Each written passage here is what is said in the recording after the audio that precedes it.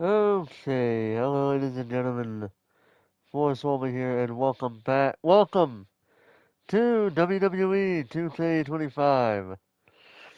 So, I know I am nearly an hour late from doing this, but I had to make sure, the wood burner was going for a time.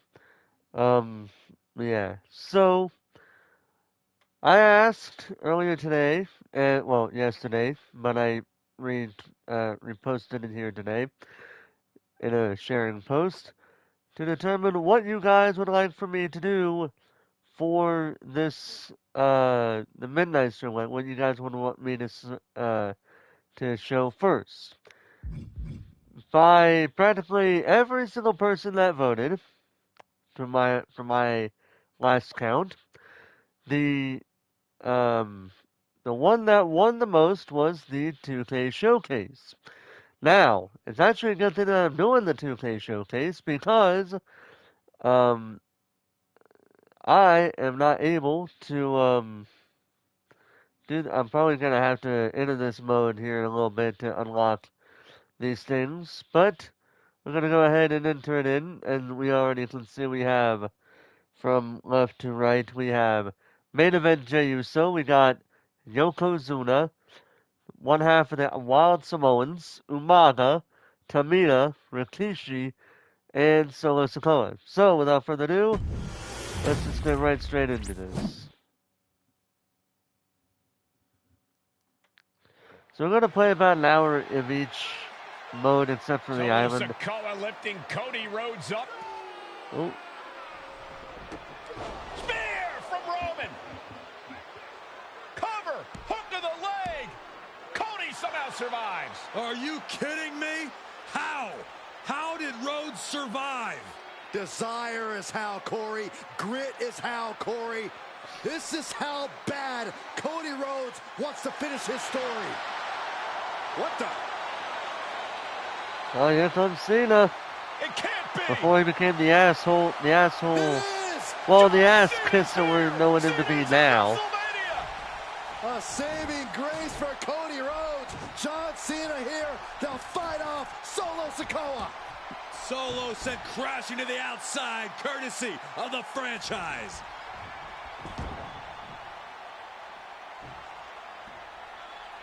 And an attitude adjustment. Tribal Chief has been dropped. Oh, wrong button.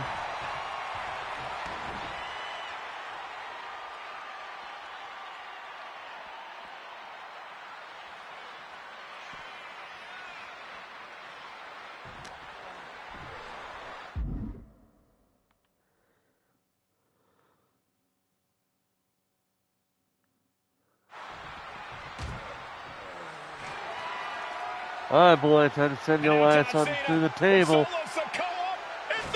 Boom! That's what we're talking about.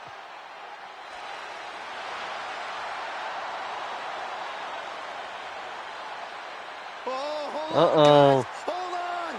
You gotta be kidding me! The final boss is at WrestleMania. What Once again. a moment this is.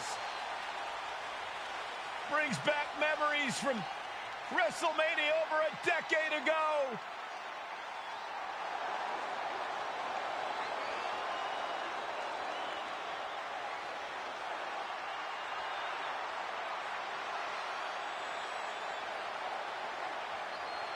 Now this is a WrestleMania moment. Rock and Cena face to face, feeding off the electricity of this What would crowd. actually be the third time they would go face to face? This is absolutely surreal.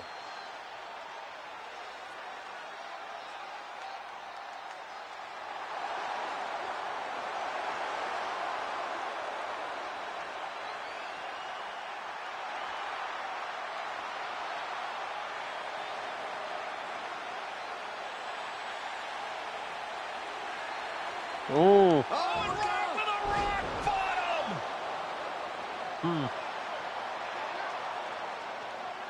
The final boss strikes, and Cena is down. And now The Rock taking off the Mama Rhodes weight belt, and he's going to use it against Cody. Uh-oh. Here comes somebody. No way. No way. Guys? What is going on here? Could you imagine if both Dean Ambrose and Seth Rollins appeared at that moment? That would have made that moment even better than what it would ultimately be, to be honest. It's Seth Rollins! And a Superman punch by Reigns intercepts Rollins, who's out here in the old Shield gear.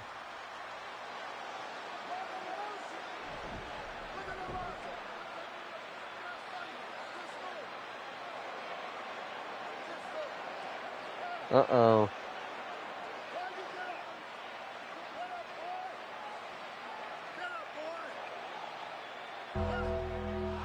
Uh-oh. Now it's like, now what? Yeah, exactly what Michael Cole just said. Now what?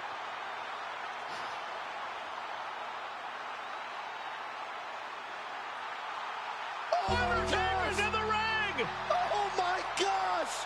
The Great One face to face with the Reaper at WrestleMania.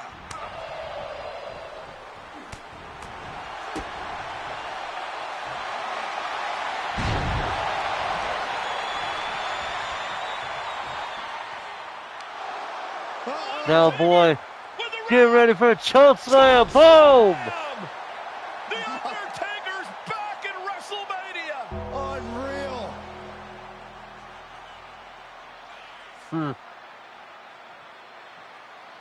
And now Roman Reigns and Cody Rhodes struggling to grab a hold of the steel chair in the ring. Both men struggling to their feet. Roman beats Cody Rhodes. And this could be disastrous for the American Nightmare.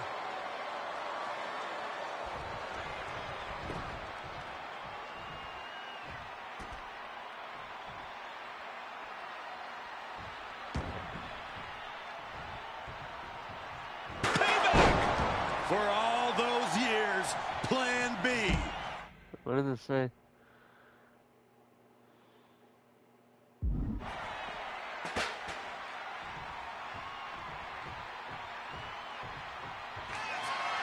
All right, Cody. Setting up, looking for the spear to put Cody away. Oh! Cody catches Roman. Crossroads. 1, 2, Crossroads. Looking for the trifecta now. 3. Cover. 1, 2, 3. Everybody seems to think that WrestleMania 40 was the night the bloodline ended. But anyone who knows us knows that it's going to take more than one bad night to bring us down. If anything, we're just getting started. The Bloodline Dynasty. Ladies and gentlemen, my name is Paul Heyman, and I serve as special counsel and the wise man to your tribal chief, Roman Reigns, the undisputed, uncontroverted, unquestioned leader of the Bloodline, the most dominant group in recent memory and in the entire history of WWE. The Bloodline has all the damn gold! For nearly 40 years, I have worked for, alongside, and even employed the absolute greatest superstars to ever do it. Just how dangerous do you want to live? I've created the Dangerous Alliance, led an extreme revolution with ECW, and managed the most legendary of all champions. And for me, I've built with the Anoa'i, Fatu, and Maivia families, the triumvirate that composes this dynasty that we know more colloquially as the Bloodline. My time with this family goes back 40 years. I've led them into battle, strategized with them, and have watched their children grow into top-tier superstars who have also created their own impressive legacies. And so it is my great honor to serve as your host for the WWE 2K25 showcase featuring a dynasty like no other, the Bloodline. When you look at this incredible family tree, this is proof that there is only one royal family in professional wrestling, bound by blood. A blood bond forged between High Chief Peter Maivia and Amatua Anai Anawai, the father of Afa and Sika, the Wild Samoans, created a force that has dominated professional wrestling for over 5 decades. An elite collection boasting names like the Wild Samoans, Afa and Sika, as well as The Rock, Rikishi, Umaga, Yokozuna, Nia Jax, Jimmy and Jey Uso, Solo Sikoa, Jacob Fatu, and of course, your tribal chief, Roman Reigns. They've owned championships, filled arenas, packed stadiums, broken box office records, years and decades of dedication to the craft, perfecting their art with each passing generation, ultimately leading us to right here, right now, with the Bloodline having dominated WWE for the last half decade. As your humble wise man, it is my duty to take you through some of the most ferocious battles featuring the greatest warriors in the family. Not everything goes according to plan, and this year we're going to give you a chance to right the historical wrongs and change history to bring more glory to the Bloodline. It's our showcase, after all.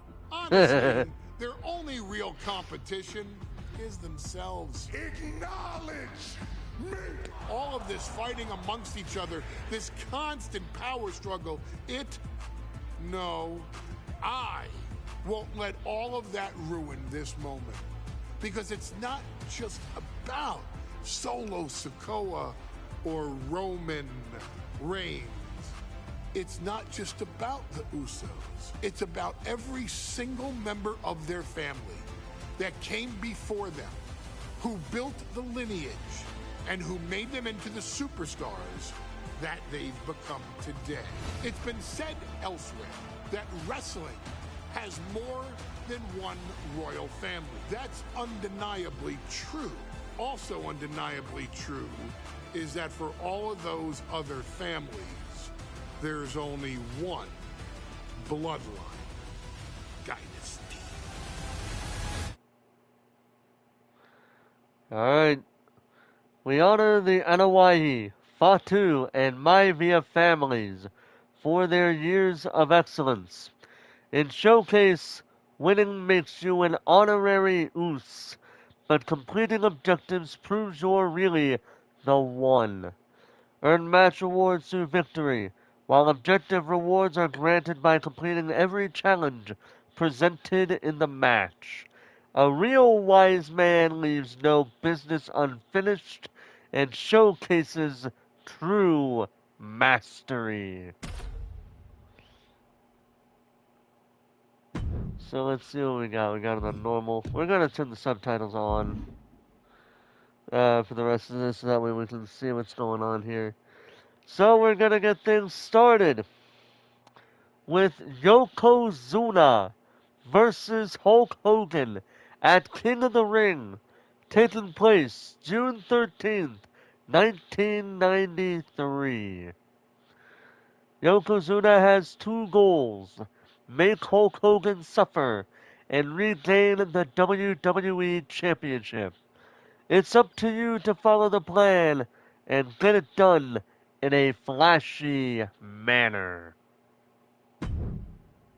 Let's go. In a family that specialized in brute force over the years, perhaps... Hold up. I'm pretty sure I turned the subtitles on, but we'll turn them on. You can see it in the eyes of each individual.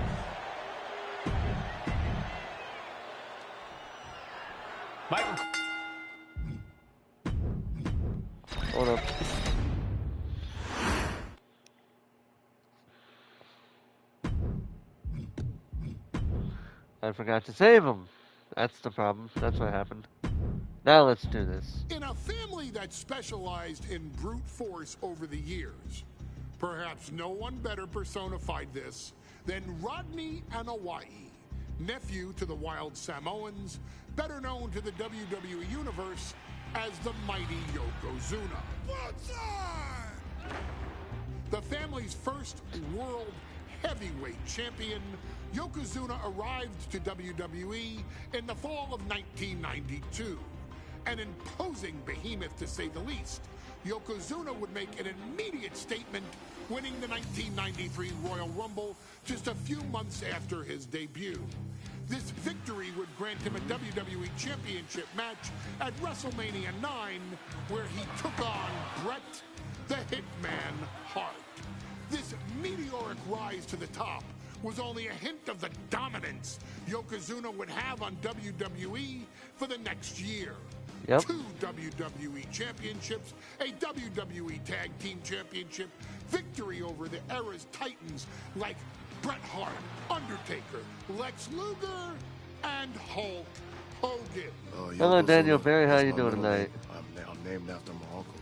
I carry it with like so much pride and weight on my shoulders, just because of like what he's done for this business and like who he is as a person too. It's a cool middle name to have, man. I represent it with the pride, man, that I have. Hopefully, man, I'm making him proud by doing it. The manner in which Yokozuna melded incredible size with unspeakable agility shocked the WWE Universe, who to that point were used to their monsters hitting hard but moving slow. Yokozuna broke the mold, punishing opponents with super kicks, uranagis, leg drops, and of course, his devastating Banzai drop. A maneuver so effective that once it had connected, nobody kicked out of it. Nobody.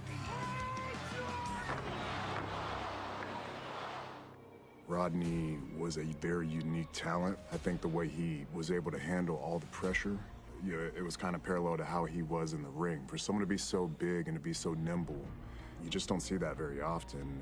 Rodney was one of those first solo guys, singles competitor guys that was able to go out there and really just make waves, make a big splash. I mean, pun intended, I guess. You know, that fool jumped in the pool, he'd knock out all the water, and that's the way it felt sometimes. He would go into those arenas and just suck in all the energy and be able to give it back. So when I look at Rodney, I see someone very similar to me, someone who understands the very, very top of the game, the top position, and everything that goes along with it.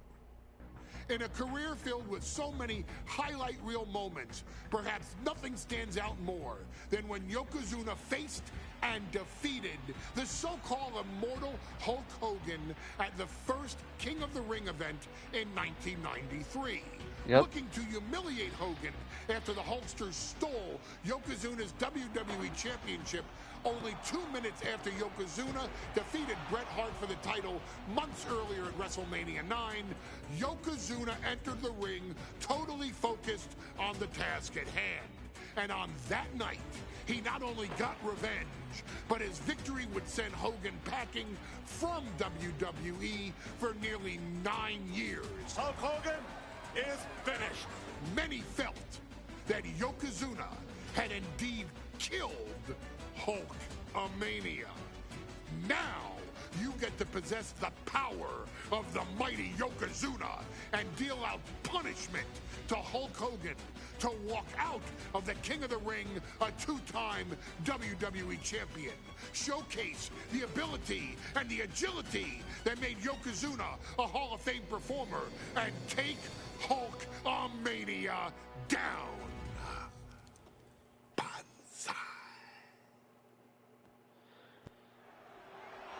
You know, honestly, if there was ever a documentary about these three Ladies and gentlemen, families, this is an event of international magnitude. I honestly would Photographers think from around the world, as Paul they are Heyman should be documenting the host Yokozuna's of that every move. documentary completely. With Mr. Boot is the champion from Polynesia Islands, weighing 550 pounds, Yokozuna! One thing, Corey, he's 550 pounds. Bigger than he's ever been. And I understand Hulk Hogan trimmed down so he can have more speed, more endurance. But I'll tell you something, Hogan's got to take him out early. This is going to answer a lot of unanswered questions from WrestleMania 9. A lot of pressure on the president of WWE for what he did.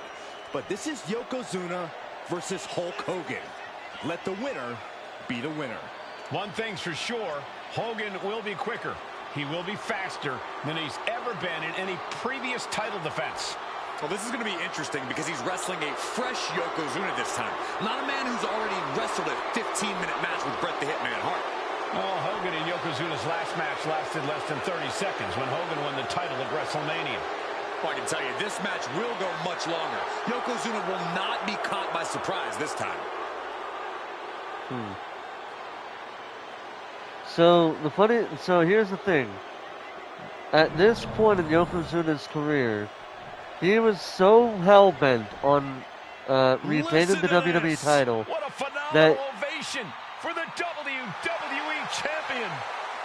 His opponent, coming down the aisle with his manager, the Mouth of the South, Jimmy Hart, from Venice Beach, California, weighing in 302 pounds, the WWE Champion, Hulk Hogan.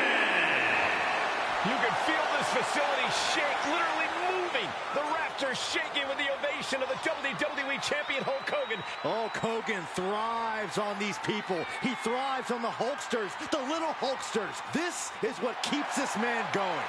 Hulk Hogan's relying on the fans. He wants to hear them cheer. He wants to draw strength from them.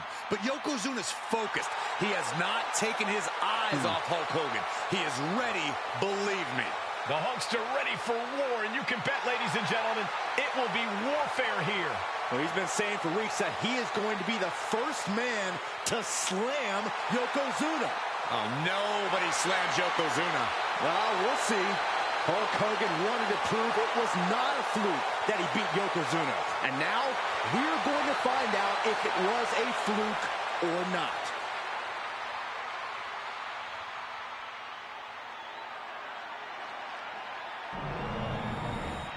The energy in this arena is palpable. These competitors know exactly what's on the line.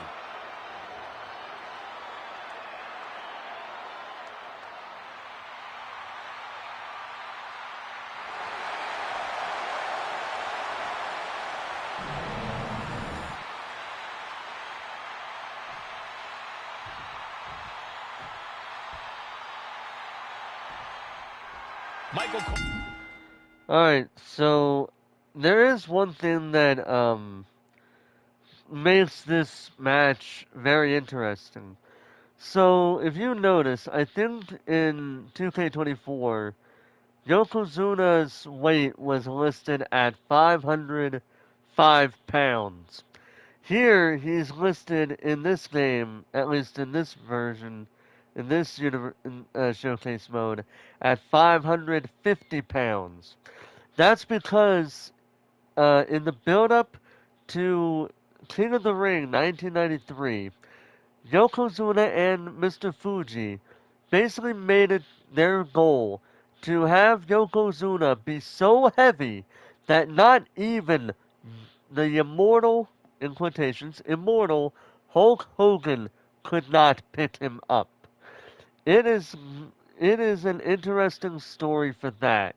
Because you'd be thinking, well, Hogan is a powerful man, so there's no way he's not going to be able to pick up Yokozuna. Yeah, let's see how that goes for him. Alongside.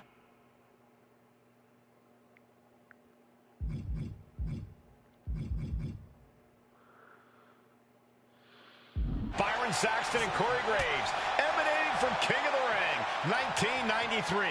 Yokozuna is fuming over his embarrassing WrestleMania loss to Hulk Hogan. Now, Yokozuna has vowed to reclaim the WWE Championship and wipe Hulkamania off the map. Indeed, the last time these two shared a ring, it was disastrous for Yokozuna. Mr. Fuji issued a challenge to Hogan on behalf of his client. And 22 seconds later, Hogan God. was the new WWE champion. But that night was mired in controversy as Yokozuna had just been to battle with Bret Hart to win the title. This is going to answer a lot of questions from WrestleMania 9. This is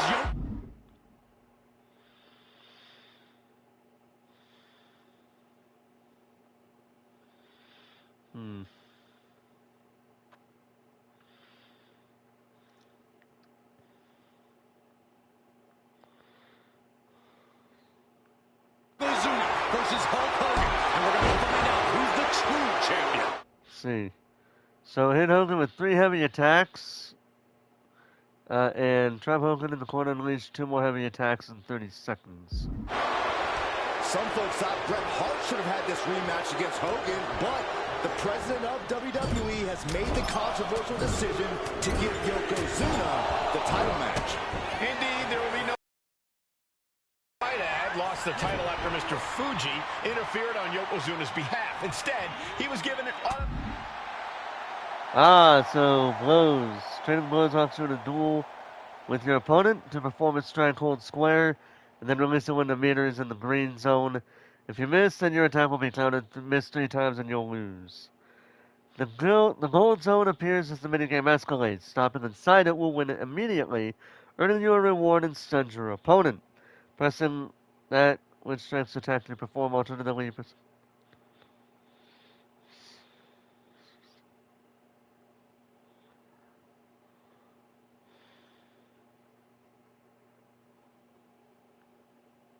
entry into tonight's King of the Ring. Slugging it out, toe-to-toe now. Big shots being fired right now. Neither competitor letting up. Nothing pretty here, just good old-fashioned fisticuffs. This is a war of attrition with neither superstar. Oh, damn it, I thought I was right there. God damn it, now I'm too far ahead of that. Each other like heavy bags.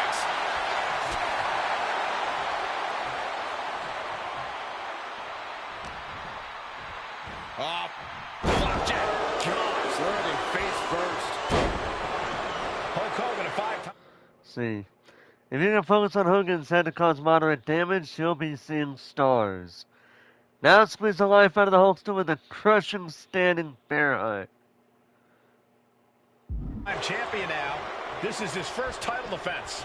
The Hulkster spent the last 2 months in Hollywood due to prior commitments, but you've got to understand that Hulk never expected to be WWE champion coming out of WrestleMania. Well, now that Hogan has emerged from his paradise, the gravity of this situation with Yokozuna is going to hit him like launching. He gets out of the way. Oh, damn. The arm getting pummeled. Carefully measured elbow drop followed by another, unleashing a barrage on their opponent.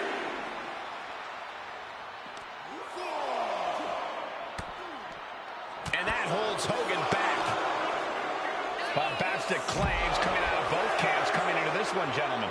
Hogan has claimed in interviews that he will slam Yokozuna's carcass straight through the ring so hard that it will cause a worldwide earthquake.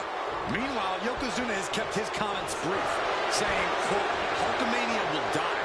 Hogan, you're going down. We'll see which man's predictions come to fruition as this match rolls on. Ripping at the eyes. And the challenger toeing the line of what is acceptable in this title match. I'm just working on his head. Necessary? Oh, that'll scratch you up. Just how desperate do you have to be? What? Let's see here. Not a fair fight, huh? An overbearing assault. Oh, no. Bear hug. Alright, so bear hug. This is not good for the Hulkster.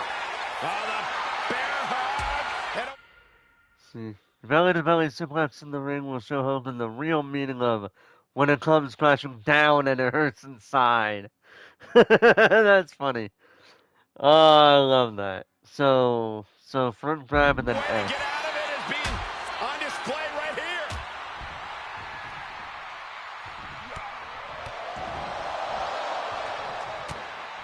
Oh, no. Uh-oh. We've seen this before. The WWE Universe is on its feet. Hogan Hogan is hulking up. A series of right hands, and here we go. The big boot. And the leg drop from Hogan. Playing possum! Playing possum! He's already done so much damage. What else could he want to do?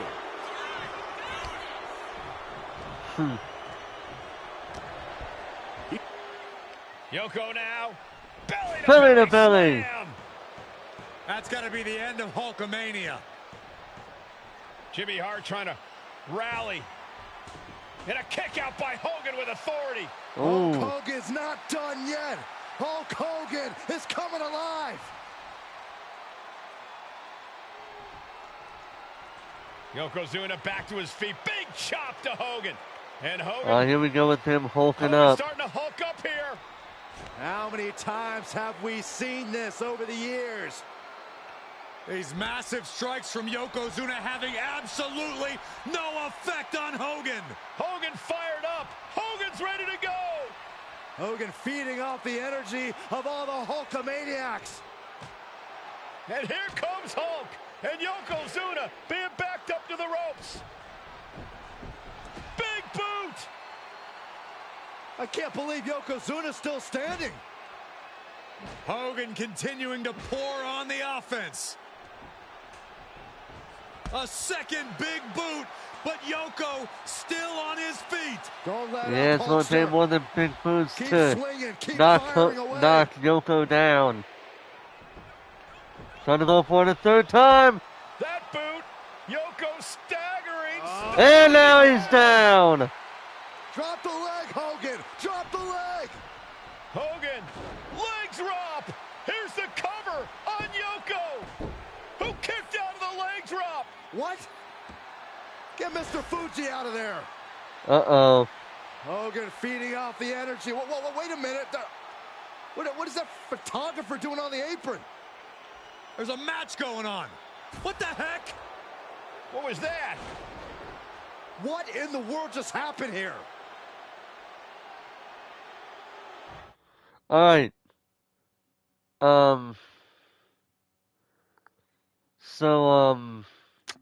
That, I believe, was Harvey Whippleman in disguise. Oh, no. A big splash. I guess he doesn't think he's done enough damage to put this one away yet. Yokozuna on the move. Massive. Big leg drop. Following it up with the cover. 2. There you go. Yokozuna is once again. That did actually happen, by the way. I can't believe it. The winner of this bout and new WWE Champion, Yokozuna. We have the official word. Yokozuna is indeed the new WWE Champion. We may have just witnessed the end of Hulkamania, gentlemen. There's no may about it, Cole. Yokozuna just conquered Hogan, and every newspaper in Japan is going to be filled with pictures of our new WWE Champion. Here in the heartland of America, the heart of Hulkamania has just stopped beating. Hulk Hogan is finished. So we've unlocked a whole 9 unlockables here. We've unlocked Jimmy Hart as well as his King of the Ring 93 attire. We've unlocked the King of the Ring 93 arena, the WWE title from 1993. We've also unlocked Yokozuna, Mr. Fuji, Hulk Hogan, the 1993 King of the Ring, Hogan from his prime, and then Hogan from his 2002 return. Well, 2002 and 2005 and 2006. Yeah. Either way, let's go back to the showcase mode, because I always like showing that off. So, next up we have the Head Shrinkers versus the Steiner Brothers at WrestleMania 9 on April 4th, 1993. It's on you to change history against the Steiner Brothers and guide the Head Shrinkers to a huge WrestleMania victory. Let's see what happens. Our next chapter sees the showcase spotlight shine on an area in which the family built their legacy: tag team wrestling. Yep. Starting with the wild Samoans, Afa and Sika, all the way through to more recent champions like the Usos or Tama Tonga and Tonga Loa. This dynasty has always excelled in tag team competition, consistently showing an ability to dominate the division with a wide variety of looks. And the first team that we will look at, accompanied to the ring by Afa himself. Fatu and Samu, the Head Shrinkers. They put the fear in people's hearts. That's what the Head Shrinkers did back in the day. Second to none in that ring. You know, hard-nosed, battle-tested. They went for it every single night. More astute fans may also know that early in their journeys, Samu and Fatu were managed by me, Paul Heyman, then known as Paul E. Dangerously, and the SST, the Samoan SWAT team. The Samoan SWAT team is here. Vengeance is mine. Already an imposing force that early on, their future greatness was obvious to so many industry experts. Afa, more than anybody, knew he had the team on his hands, with Samu being his son and Fatu his nephew. The tribal elder was able to mentor both, instilling in them the same unrelenting approach to competition that made the wild Samoans world famous. The team toured through regional promotions before a quick stop with me in WCW, but WWE was always their goal.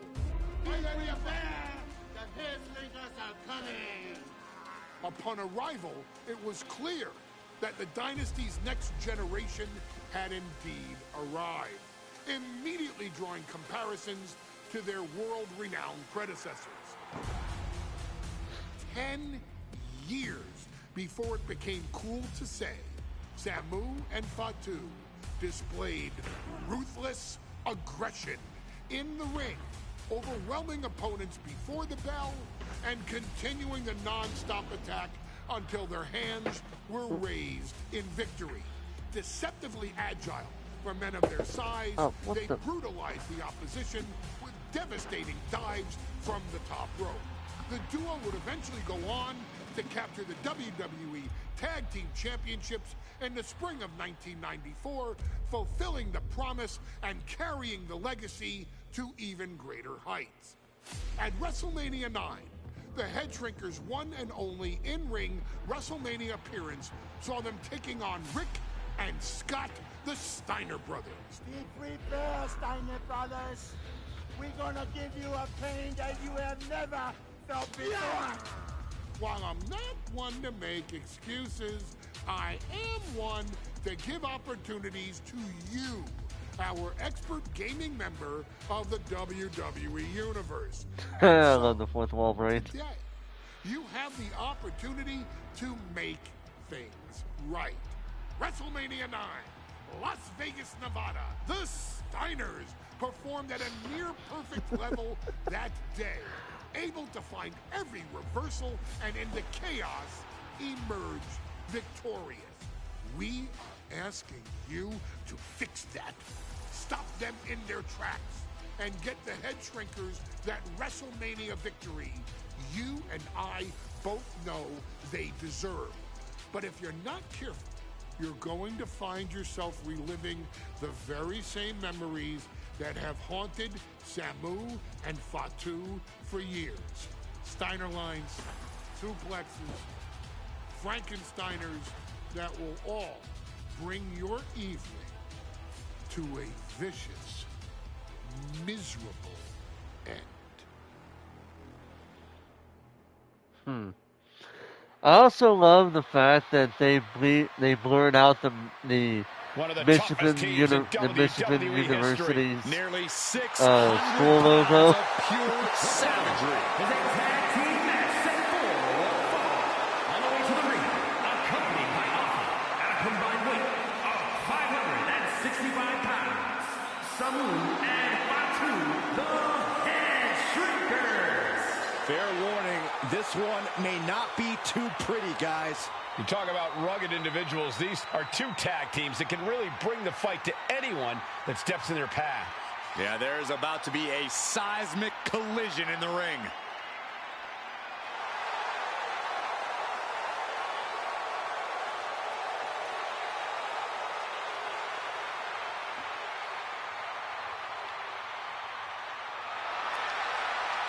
This match means so much to the Steiners and to the Head Shrinkers.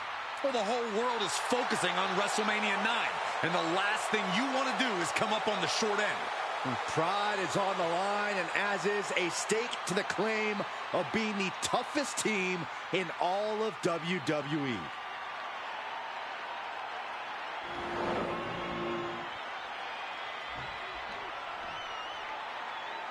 The Steiner brothers getting a tremendous ovation here in their first WrestleMania, and we'll see if they can carry on Michigan's winning ways. And their opponents at a combined weight of 531 pounds, Rick and Scott, the Steiner Brothers. The Steiner brothers are one of the most promising tag teams we've ever seen in WWE. But Samu and Fatu are looking to stomp out any of that promise right here at WrestleMania. Let me warn the WWE Universe right now. This is going to be a brutal match. Just two heavy-hitting tag teams going at it. Physical, smash-mouth wrestling. And like Saxton said, it won't be pretty at all. I can't really say much of anything because I happen to be born 2 years after this WrestleMania. And I haven't really been watching any of the 1993 stuff from back then.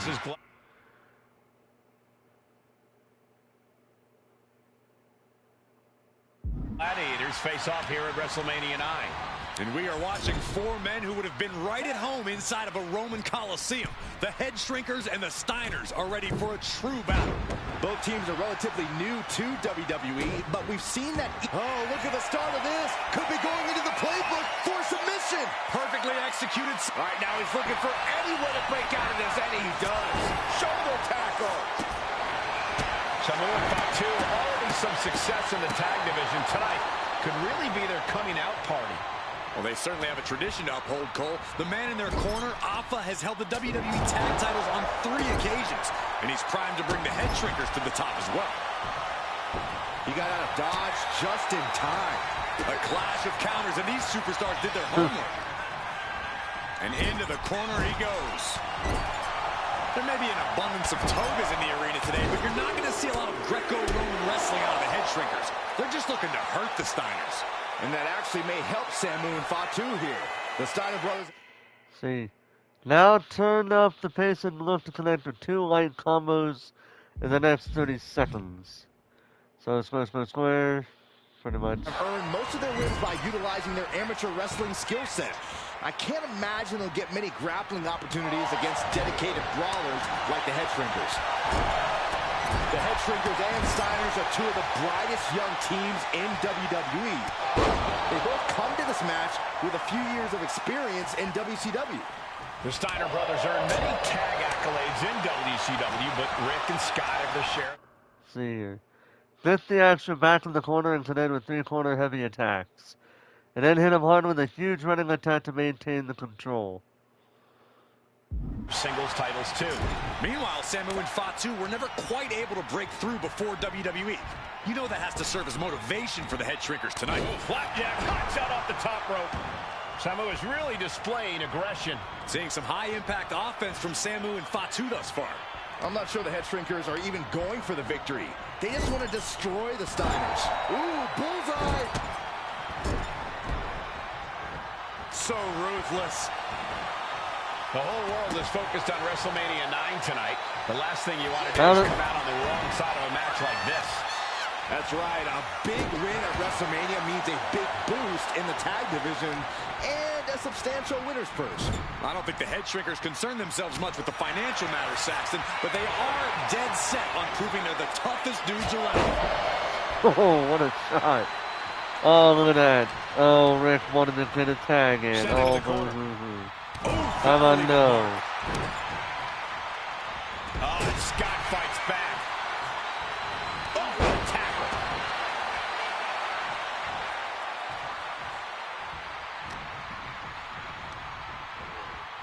Solid punch. Wow, really, dude? Shrinkers accompanied to... Perfect position.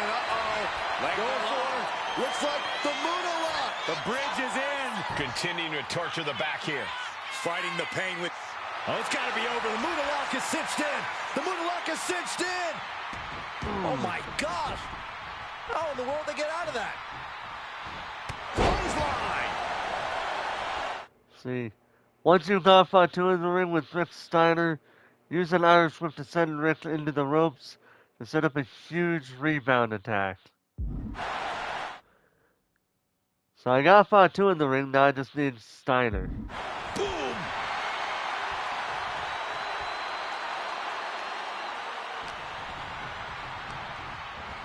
Oh, I think the ring just moved. And just when he needed it most, he got the tag. Dropped him with a big shoulder tackle. Fatu getting out of harm's way. As we find ourselves surrounded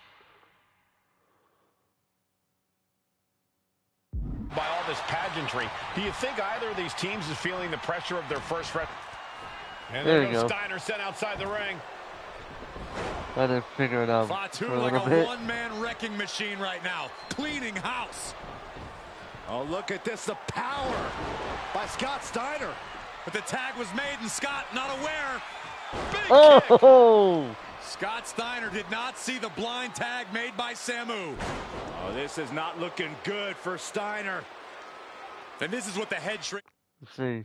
Don't let up. Continue the beating in the ring to prove the head shrinkers are the dominant team. And a huge dive on the top rope to a landed opponent should have you ready to put the Steiners away. do. Top-tier tag team wrestling. Steiner didn't see the tag, decided to hot dog around, and got a foot in the face for it. Now this is just classless. Somebody stop this competitor. Before this match began, you heard the Steiner speak backstage. Scott saying, quote, "Me and my brother are going to go out with a game plan and do what we do best, and that's wrestle." That's all well and good for the Steiner brothers, but Alpha has gone on record saying that his men are looking to tear Rick and Scott's heads off. Counter. And he stonewalls Samu.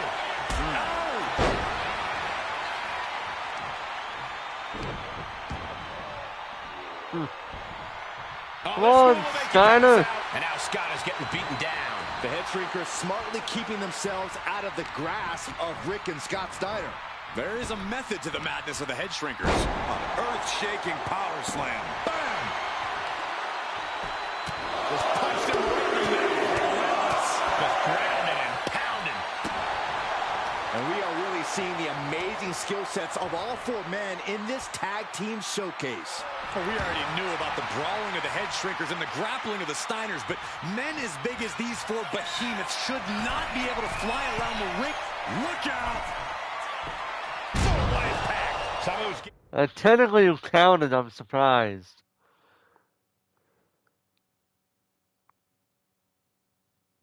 Gaining the upper hand. Sam, nice takedown, stack for the pin. And Oh, god damn it. the Steiner brothers. It's been a while since I last played with these controls. Don't at me. Here are your winners. Shit. They gotta redo everything now. God damn it. WrestleMania 9 rolling on with a potential show-stealing match, guys. Two very hungry tag teams facing off. Indeed, Michael, the head shrinkers and Steiner brothers are both new to the tag division in WWE, but both teams are off to an amazing start so far. You have to imagine whichever team wins this high-profile fight becomes an instant top contender for the tag team championship. And with two teams this physical on such a big stage, it is indeed going to be a fight. Placing him in the corner. Uncorked a big punch. The whole world is focused on WrestleMania 9 tonight. The last thing you want to do is come out on the wrong side of a match like this. That's right. A big win at WrestleMania means a big boost in the tag division and a substantial winner's purse. I don't think the Head Shrinkers concern themselves much with the financial matters, Saxton, but they are dead set on proving they're the toughest dudes around. Ah, shit. I gotta restart.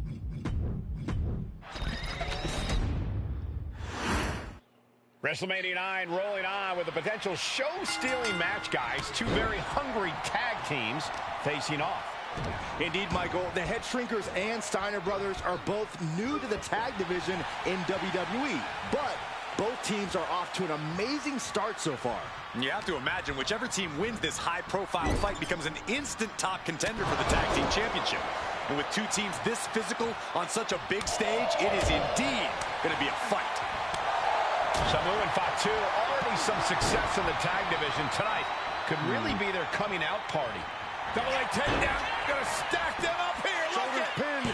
Hold on. Trying to steal. That's an unusual decision.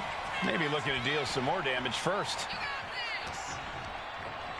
And he gets directed into the corner. Boom! What a right. Good golly, Miss Mama. Momentum moving towards Samu's corner. The Head Shrinkers smartly keeping themselves out of the grasp of Rick and Scott Steiner. There is a method to the madness of the Head Shrinkers. Oh, that will slow Rick for the moment. I've seen Samu and Fatu headbutt each other during matches. If they do that to their own flesh and blood, who knows what they'll do to the Steiners? It's just a byproduct of the brutal take-no-prisoners offense of the Head Shrinkers, Byron. These guys will bite, blast off. Oh, my. Apron That's always the senton. go-to thing to do every time. From that impact. And gets tossed back into the mat.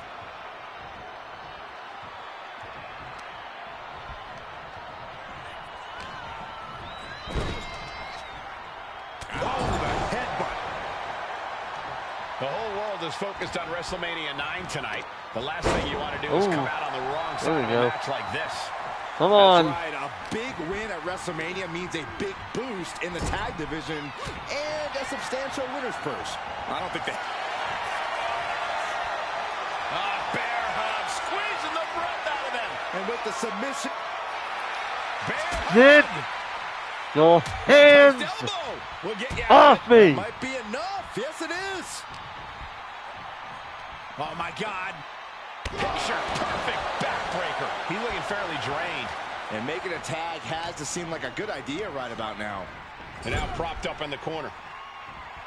Oh, gosh. The Head Shrinkers and Steiners are two of the brightest young teams in WWE. But they both come to this match with a few years of experience in WCW. The Steiner brothers earned many tag accolades in WCW, but Rick and Scott have their share of singles titles too. Meanwhile, Samu and Fatu were never quite able to break through before WWE. You know that has to serve as motivation for the Head Shrinkers tonight. I'm waiting for him to get up. Oh, damn it. Plants him. Nicely done. Oh, that happened. Tags in here.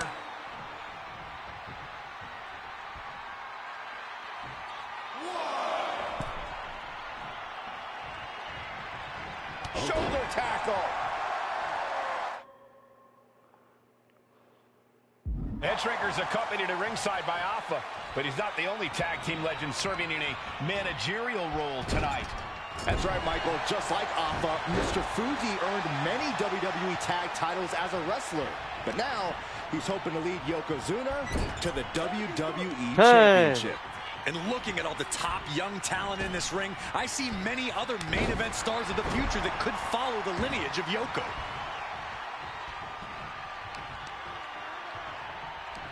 Vice-like grip on the trapezius muscle. This is terribly painful.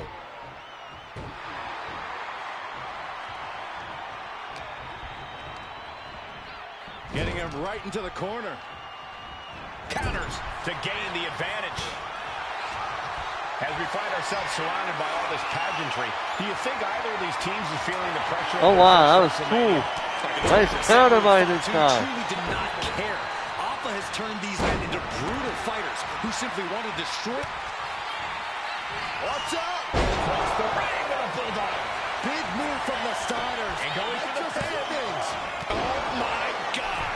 Very few superstars possess the fortitude.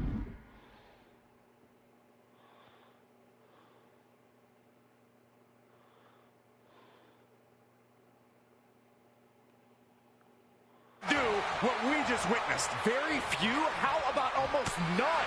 This match just went to the next level. And you can sense the desperation mounting as that last move couldn't finish things.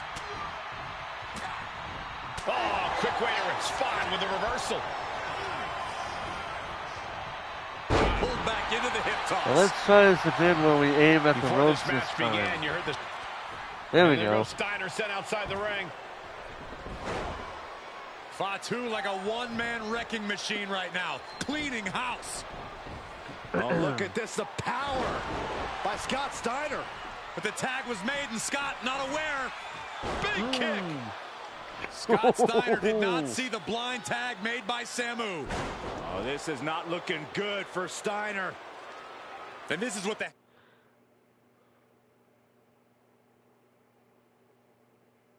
head shrinkers do. Top-tier tag team wrestling. Steiner didn't see the tag, decided to lift off. Diving shoulder tackle.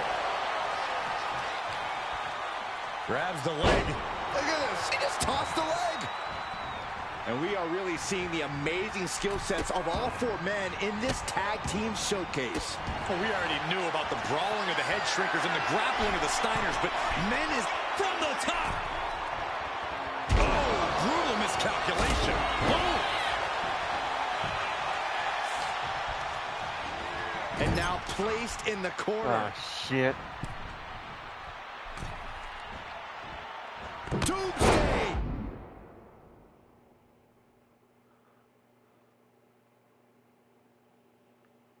Device!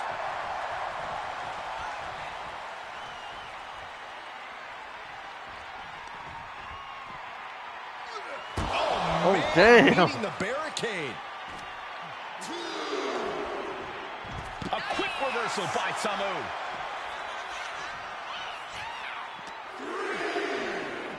And he throws the opposition back into the ring. Oh. Uh-oh. Samu gets stymied. Nice amateur takedown. All the way over. Rick going for the pin. This could be over. And the count stopped short of 2. You expect these pins to last much longer at this stage in the match. And he turned it around.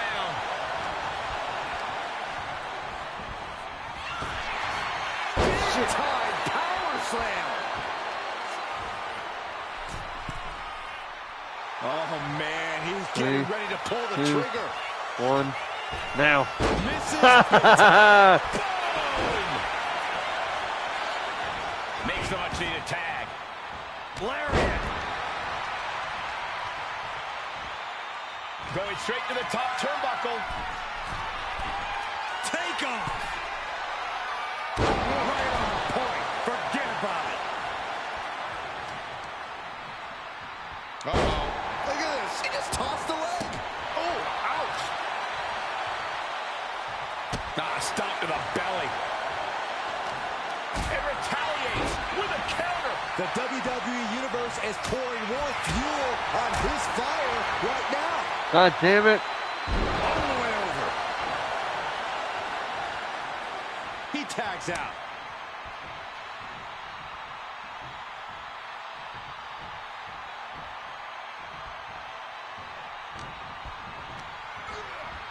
Has him in the corner, thinking of the next move. 1. Look at that counter from Samu. Both athletes showing incredible reflexes here. Caught that foot by surprise. Shoulder tackle.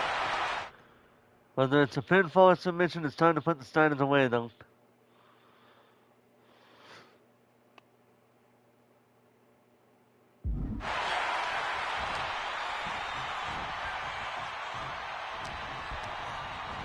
Ooh, Talk about force. That'll give you whiplash.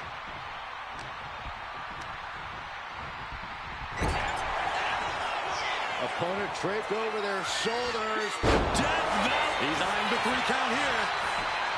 Breaks the pin and keeps this one going. Oh my God, dude. Samu is in a 3, very vulnerable 2, position here. 1, now.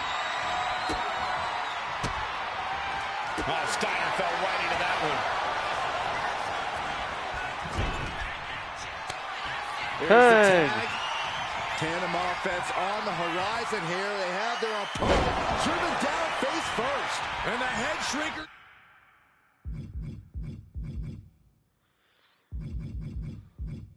Just might have it. Looking for the pin, but was that enough?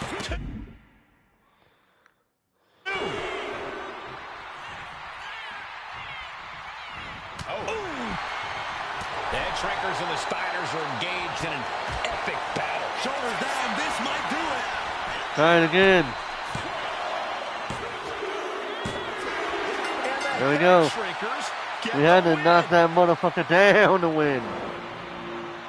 Here are your winners, Samu and Fatu, the Head Shrinkers. And what a huge win for the head shrinkers tonight. Samu and Fatu making their family proud and proving themselves as top contenders in the tag division. You can see the bruises on this man over here. Look at how different the two are with the bruises. I love that. I love that realism. It's awesome. But anyway, we have unlocked 5 new things. Wait, no, 6. So we unlocked the WrestleMania 9 arena. We've unlocked the Head Shrinkers, Alpha, and the 1993 versions of the Steiner Brothers. So there we go.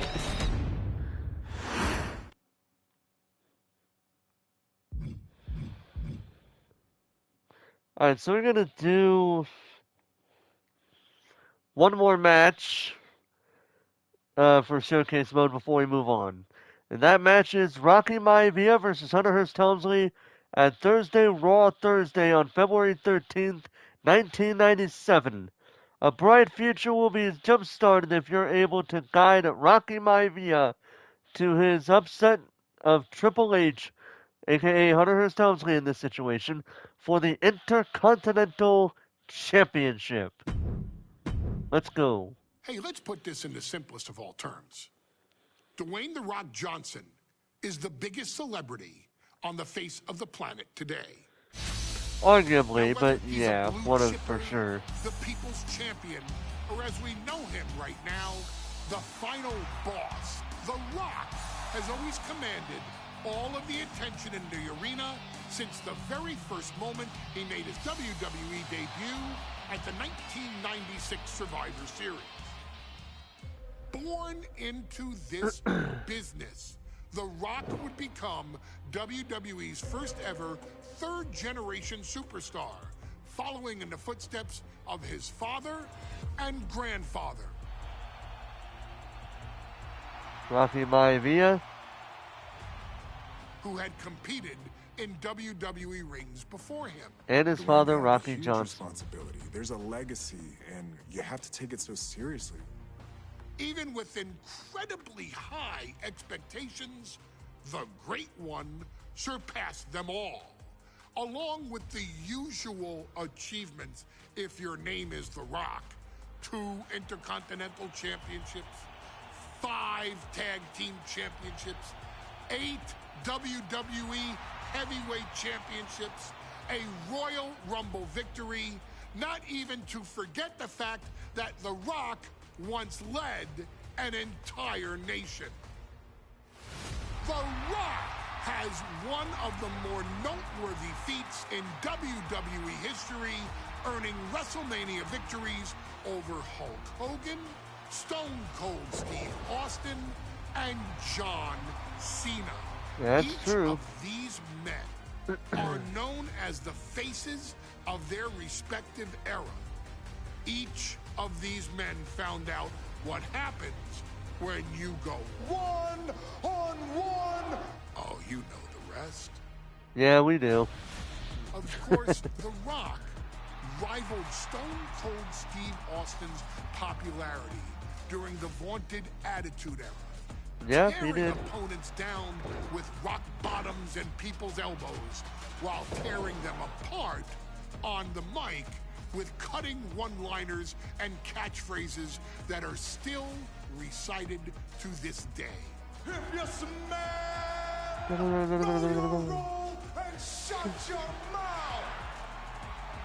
He ended CM Punk's 434-day title reign as WWE Champion at the 2013 Royal Rumble as well, after having only competed twice over the previous 9 years, displaying the always ready mentality and physical conditioning on which he has built his global brand. But you don't need me to rattle off The Rock's resume to you, now do you? Of No, not course really. not. The man is an occasion unto himself. He has headlined the biggest events against WWE's most iconic superstars and has always found a way to, how does he put it? Layeth the smackdown on some jabroni's candy ass. I couldn't have said it better myself, although I think I may have just done that. But indeed, he has. On a Thursday night in February of 1997, The Rock, still known as Rocky Maivia, would find himself challenging for the WWE Intercontinental Championship. Only a few months into his tenure, he would be matched up against a face that would ultimately become one of his most familiar and hated rivals, Triple H, Hunter Hearst Helmsley. Seemingly overmatched by a more seasoned opponent, a youthful Rock would demonstrate all the traits that have come to define him in the years since. Tenacity, high IQ, and that legendary Samoan strength to ultimately surprise Helmsley and kick off the first championship reign for Rocky Maivia. It would be the first step of a journey that has ultimately led The Rock into the pantheon of WWE's elite. So now it's all in your hands. It's up to you to showcase the undying drive that makes The Rock the hardest worker in the room to deliver a shocking upset against the Greenwich snob himself. Guide The Rock to victory over Triple H at a very special Thursday Raw Thursday to give the first jolts to what would become the most electrifying career in sports entertainment. Oh, here we go. Here we go. And here comes the #1 contender, at least for tonight, Rocky Maivia. The following contest, scheduled for one fall, is for the WWE Intercontinental Championship. Making his way to the ring is the challenger from the South Pacific, weighing in at 275 pounds, Rocky Maivia. A blue chip talent with a bright future.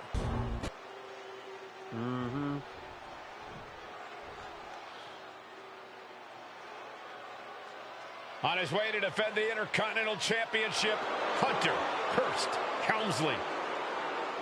His opponent from Greenwich, Connecticut, weighing in at 246 pounds, the WWE Intercontinental Champion, Hunter Hearst Helmsley. Helmsley is scheduled to face another challenger at an upcoming show this Sunday, and he's taking the risk, stepping in here against the newcomer, Rocky Maivia. Well, you can consider it risky, you can consider it overconfident, but any way you look at it, it's a dangerous move by Helmsley to take on an athlete who has been on a real roll. Rocky Maivia has been successful thus far in WWE, and Rocky is focused. Rocky is only thinking about tonight. Saxton, just curious, have you ever exercised your right to remain silent? I am tired of all this talk about Rocky Maivia. Yeah, he's been on a roll, but it could all come to a screeching halt tonight at the hands of Hunter Hearst Helmsley. Maybe, maybe not. Let's find out. Looking at the champion, I guarantee there is no doubt in their mind as to who is leaving this match with the title around their waist.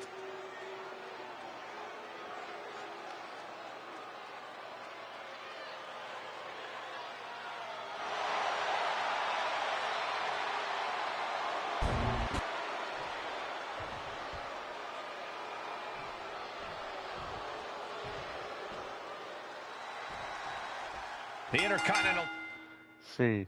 Approach Triple H cerebrally and look to land some quick offense outside the ring to get a strong start. It may not get him to quit this early, but a grounded submission will definitely inflict more pain. Title hangs in the balance. Tonight in a match between our refined champion, Hunter Hearst Helmsley, and the young challenger, Rocky Maivia. Rocky Maivia has a lot to prove here. The third-generation up-and-comer would love nothing more than to grab his first championship tonight and send a message to the WWE that Rocky... Incoming! Whoa, look out! You gotta be a certain kind of crazy to even think about attempting that kind of offense, but I can't say it didn't pay off. Rolling into a monkey flip. And watching from home is Rocky Johnson, the father. Cobra clutch cinched in. Torturing their opponent. In trouble here. A couple of elbows to the jaw, and that...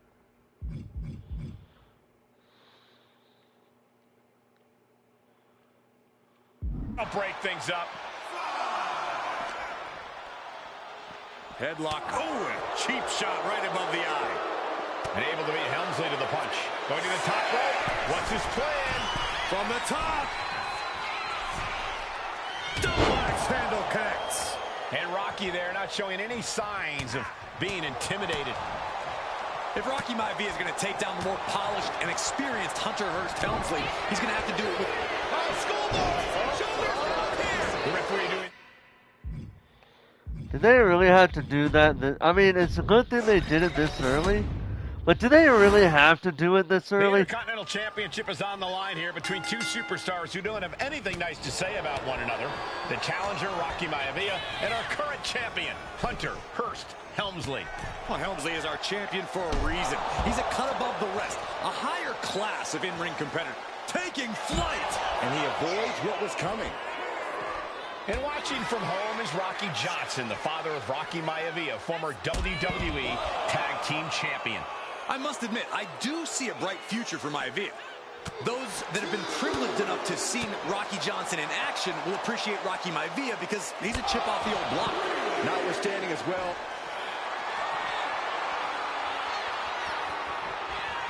Vintage move here. The Cobra clutch some elbows trying to free himself, and he escapes.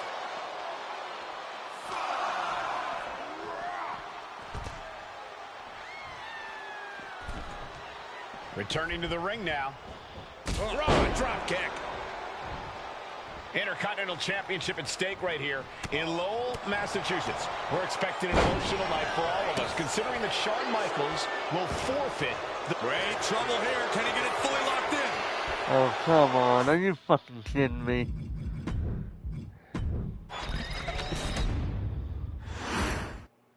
The Intercontinental title hangs in the balance. Tonight in a match between our refined champion, Hunter Hearst Helmsley, and the young challenger, Rocky Maivia.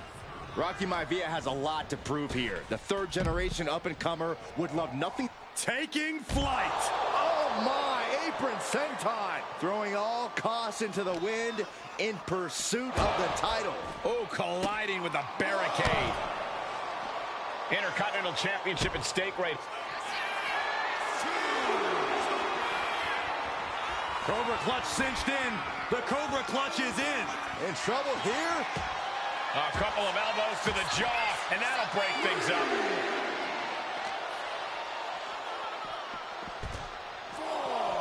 Dropping the elbow.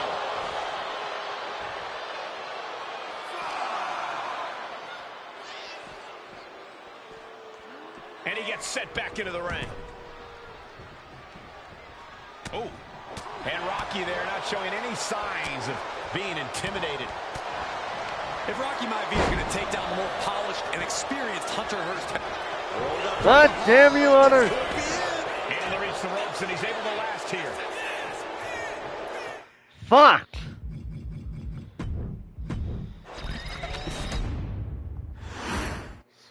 The Intercontinental title. There's only one way to hangs think in of the doing balance. this. Tonight in a match between our refined champion, Hunter Hearst Helmsley, and the young challenger, Rocky Maivia. Rocky Maivia. I gotta be in control of the whole damn match, otherwise it The ain't gonna Intercontinental work. Championship is on the line here between two superstars who don't have anything nice to say about one another. The challenger, Rocky Maivia, and our current champion, Hunter Hearst Helmsley. Well, Helmsley is our champion for a reason. He's a cut above the rest, a higher class of in-ring competitor. This Rocky Maivia guy should learn his place and respect his betters. Well, that attitude is exactly why Maivia is Down around to the schoolboy, shoulders are down. the early quick cover, title on the line. He clearly wants to dish out more punishment.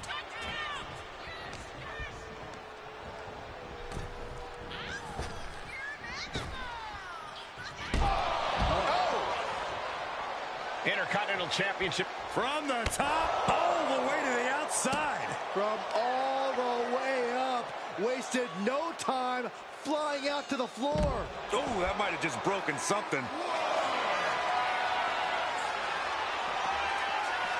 Cobra clutch cinched in. So much for the submission hold. He just lets go. His grip strength might have run out. Ouch. And a counter by Helmsley. He almost got caught by that one. Big time clothesline. Good grief.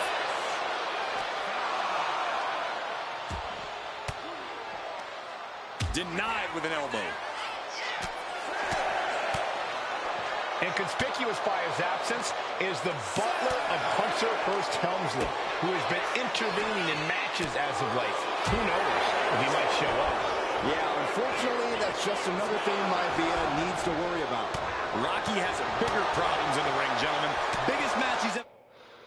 Oh my god, that was a pain in the ass. Anyway, you got some momentum take to the sky and hit Hunter in the ring with a big top rope dive.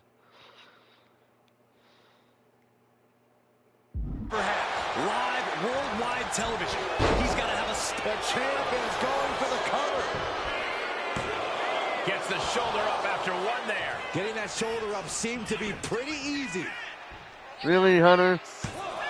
And he easily stops the ref's count. Frankly, he should have known that wasn't enough. Oh, god damn it. Each shot landing with a little bit more venom. Oof. So much pride, so much resiliency on display. Back and forth, neither one giving up any ground. Both absolutely drained, but both refusing to give up. WWE Universe appreciating these athletes going all out. There it is, the People's Punch. And give credit where it's due. Rocky Maivia is leaving nothing in the ring.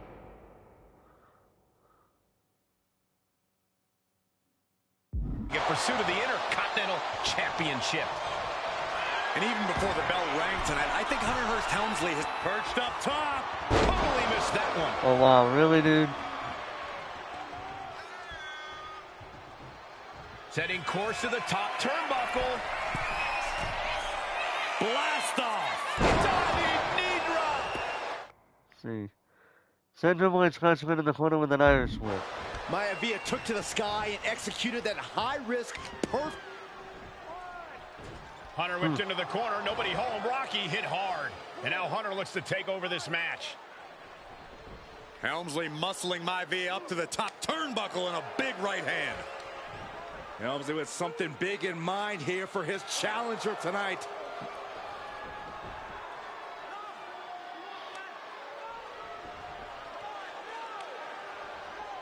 Well, this is just blatant disrespect from the arrogant champion.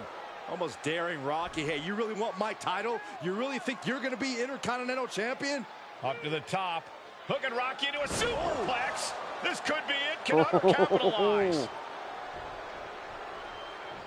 This could be it. Hook to the leg and a cover. And Rocky stays in it, getting his shoulder up. Still not enough to put out the flame. of Rocky Maivia.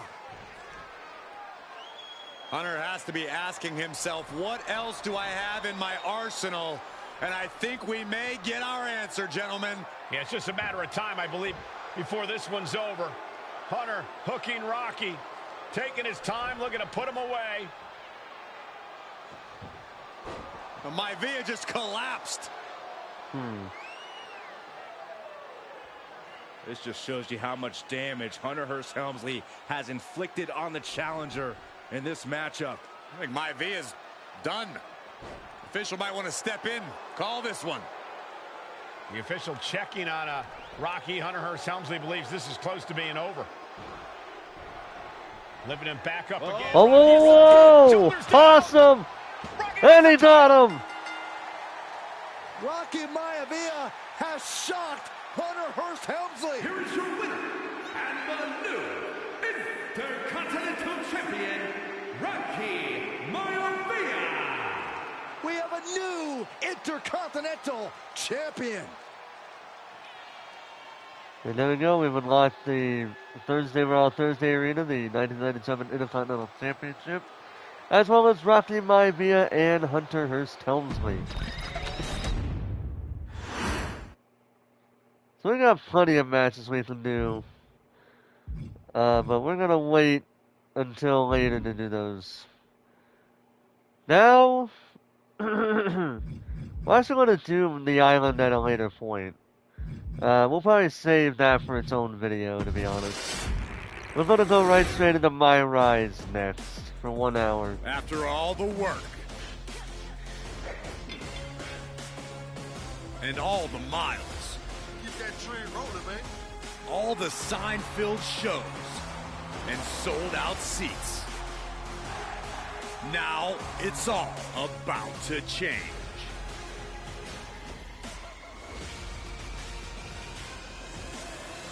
Are you ready? Watch Raw for a major announcement.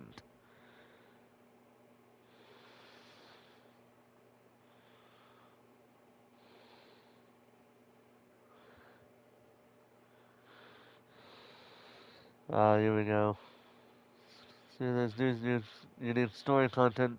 It's only available in the subsequent playthroughs, and as always, there's pivotal choices that can send you down distinct pathways with their own characters, arenas, entrances, weapons, My Faction cards, and clothing parts to unlock. Try playing My Rise multiple times to maximize your experience. Don't forget you can import and export characters via My Rise. To import both men's and women's division characters, move over an empty save slot and push R1 to enter the character import screen, and then select which create a superstar, or call, as we're call them still, to import. You can export your characters to use in other modes by highlighting an existing save slot and pushing R1. This year you must import 2 player characters, one each from the men's and women's division. When you reach the designated moment in the My Rise story where it's time to create your men's and women's divisions character, you've already imported a character, then that will be used instead of going to create a superstar. Please note that imported characters' overalls will not be imported. Interesting. Alright. My Rise Mutiny. It's not often that the Chief Content Officer, Paul Triple H Levesque, is here on Raw. He must have some major news to share. Let's hear what the game has to say. As you all know, we've been building a new era in WWE, a direction that's bolder than anything you've ever seen before. But to forge this path, we need talent who can rise to the occasion. Whether that's someone who's already here or an outsider ready to step in and lead the charge. Who is going to be the superstar to lead us to that next level? Well, we're going to answer that question starting next Monday on Raw with the WWE Draft. The WWE Draft kicks off next Monday. That's huge news. Raw and SmackDown GMs Adam Pearce and Nick Aldis have decisions to make that will shape the future of WWE. Now, I know I'm supposed to be impartial, but as a Chief Content Officer, I'm going to drop a couple of hints about who I think will be selected #1 overall and become the leader of this new era. Alright, important decisions crucial to your My Rides are marked with this icon. These icons signify a decision that changes the trajectory of your story, including which story content will become available later. Try playing My Rise Mutiny multiple times to experience different paths. When presented with this icon, as you will see different story content from these choices. So we're going to compete in the men's division for this This one. individual is going to be a force in the men's division for years to come. I've seen his potential for greatness already as one of the top stars on Raw, one of the biggest names from SmackDown, the top star of another promotion, as the top star of another promotion. That's right. I think you know who I'm talking about. They could be the next AJ Styles, the next Jade Cargill, or better yet, carve their own path to lead the new era of WWE. It all starts at the draft when we take the next step in WWE's revolution. The CCO just alluded to the fact that we might have a rival promotion star going #1 overall. Oh, I can't wait for draft night. So, obviously, I'm going to be picking a different character from the one that we've played from last year. So this character looks awesome, but we got to pick a different character. So let's take a look at all we got here. All right, he's all right. Not the worst. This guy looks too much of a tough guy for my liking. We have this character who's like a luchador. We have this character who isn't too terribly bad. We got this guy that looks like, what's his name? Oh, what's his name? The guy that ran BCW. What was his name? You know the guy that I'm talking about, right? The guy that was doing the BCW in the previous career My Rise modes there. Yeah. Oh, this guy looks pretty cool with that. Although he doesn't have the face paint here. This guy looks like a mix of Brock You know what? This attire makes me think of this one toy that I have of a Batman, where it's like the Batman toy where he's wearing that long trench coat kind of thing. The spikes on this coat makes me think of that. Yeah. Wait, what else we got here? Love this character. It makes me think of uh one of the Mortal Kombat characters. But what else we got? All right, that guy almost looks like a gladiator, if I'm being honest. This guy, not the best, but not the. Oh, here we got a rocker right here, dude. We got the punk rocker here. We got the most basic guy when it comes to that. Basic singlets wrestler.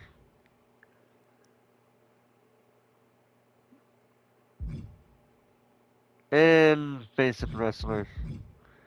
I think we'll go with this guy right here.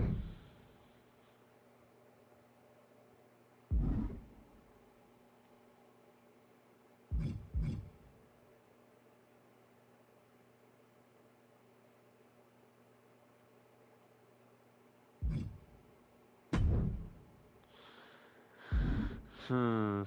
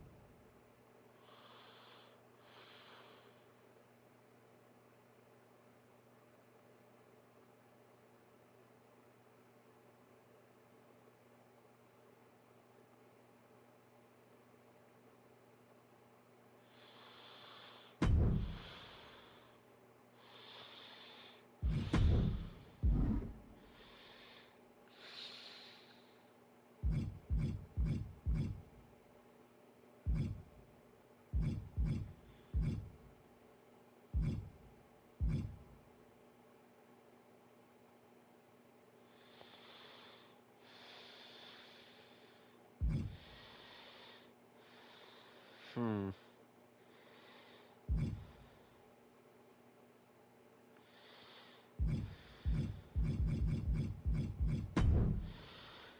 What to name this character, though? Hmm.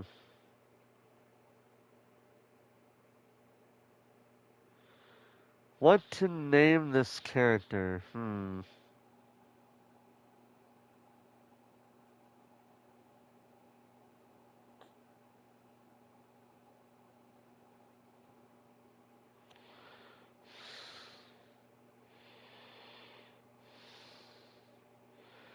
Hmm. I am going to,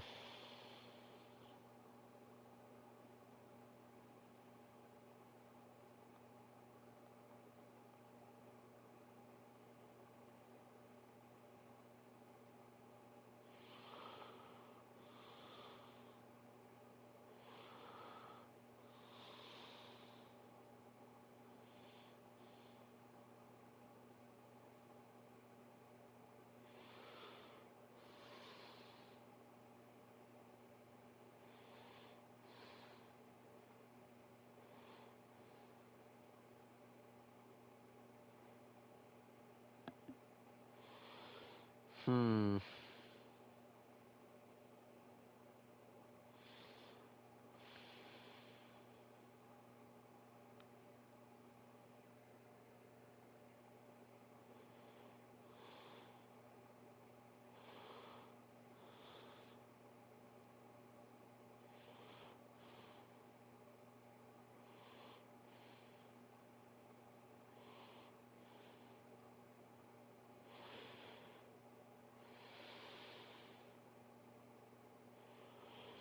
I'm gonna do this.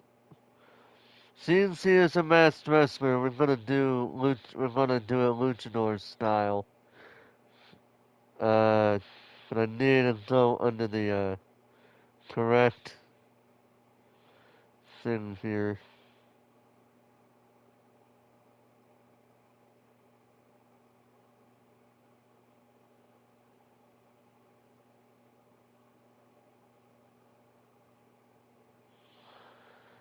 Uh, but we already got a character by that name, so I gotta pick something else.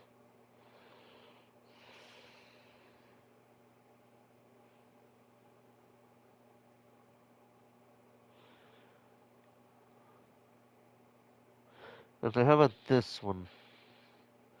I don't think. No, wait, somebody else has that fucking name too. Actually, so I can't go that either. At least I think somebody has that name. Let me check. Yeah, somebody else already has that name, so I can't use it. Not without sounding like a plagiarist. Oh man, it seems like all the good ones are taken. Um, what about this one?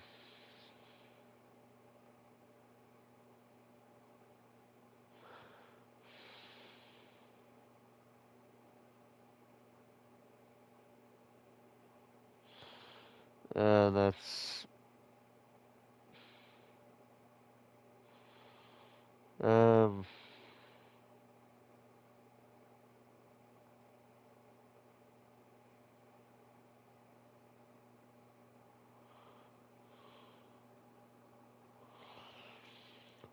hmm.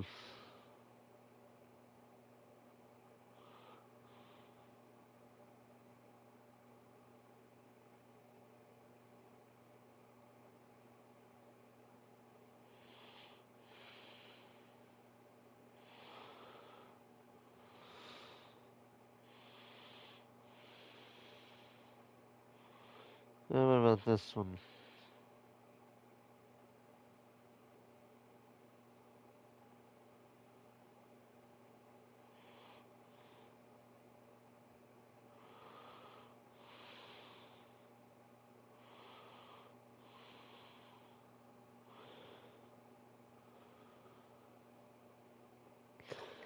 I will say,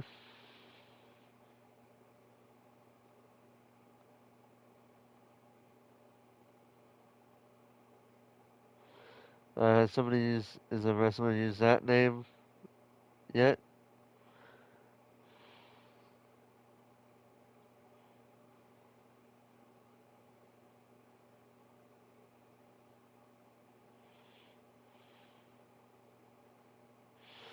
Alright, I don't think a wrestler goes by this name, so I'll go ahead and use it. We are going to name this person based on the Spanish.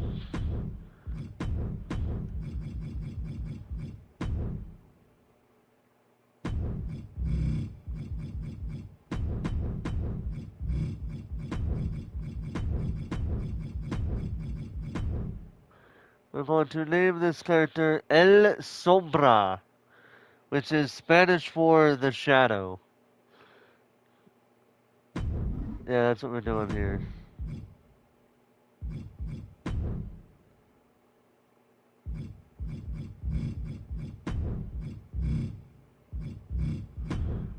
And then we're gonna name it Paul. So let's see here.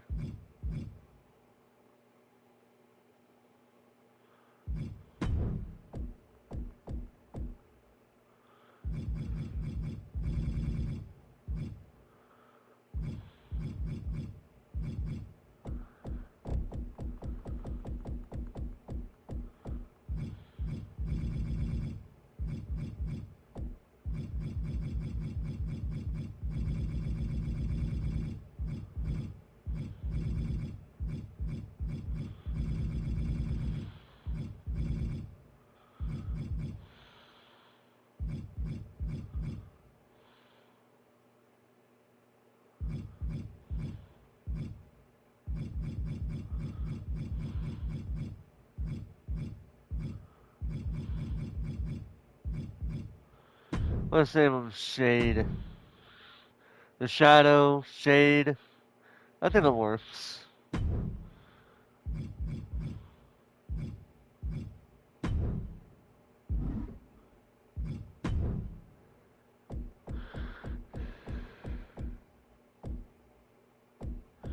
And where else would he be but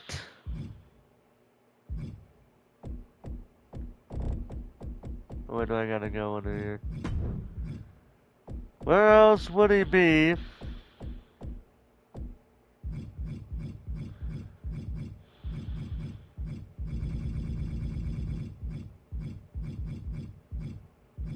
where else would he be but from parts unknown?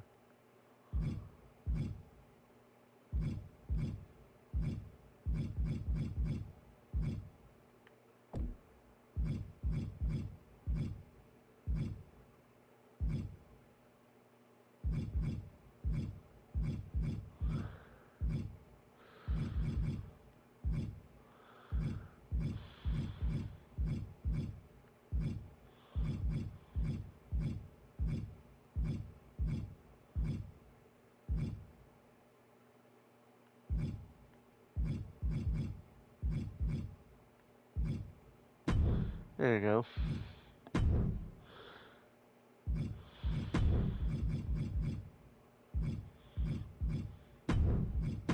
I think it's only fitting that we have Rey Mysterio be his side plates. Since he is a masked wrestler after all, you know?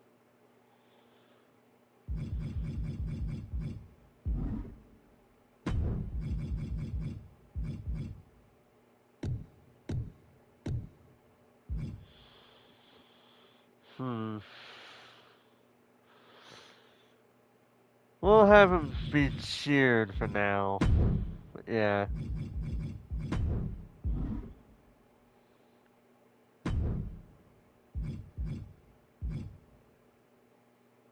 So we can't use resiliency because of course we can't.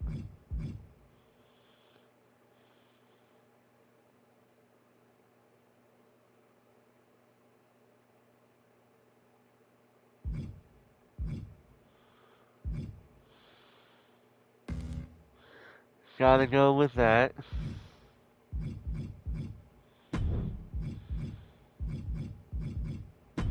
You gotta go black up for this one.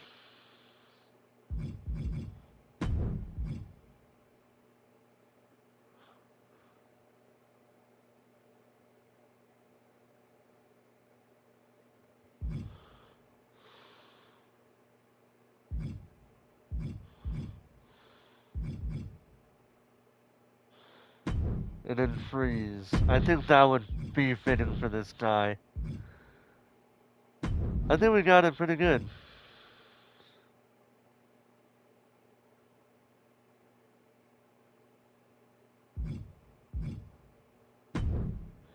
Save and complete. Yep, there you go.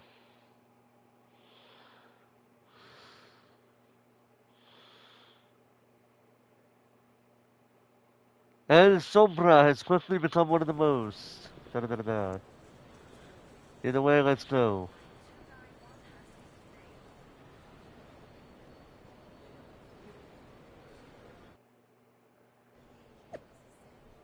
After a coin toss between the GMs, hashtag WWE Raw has won the right to have the first pick in the next week's hashtag WWE Draft. Rumors are swirling of who it could be. At Tasha Tastic. The craziest rumor I've seen is at El Sombra Call. What? Alright, let's see here. Social media provides another way to engage in stories. Social media posts appear in your social media feed, and direct messages appear in your DM inbox. Due to virus this year, storylines will not take off from social media or a DM, but still be sure to check your social media and DMs for important story context. Even when you're in an ally storyline, you can still check social media and DMs for content relevant to whichever WWE superstar you're playing as. Let's see what else we got. We got Mark for Life. Hearing that El Sobracal's contract has expired and they're officially a free agent. And now the WWE draft is next week. Coincidence? The new era forges ahead next Monday on WWE Raw with the start of the hashtag WWE Draft. Yes, Triple H, the new era doesn't begin next week and it will be built on old bones. Damn. Some of you need to stop listening to criticism from people you wouldn't ask advice from. That sounds like something John Cena would say, if I'm being honest. Alright, but anyway. I've seen all the reports online and we can go way back. So can you give me a hint of where you're headed next? Is it WWE? If not, you know you're always welcome here at TBD. Oh, I didn't know we were still here.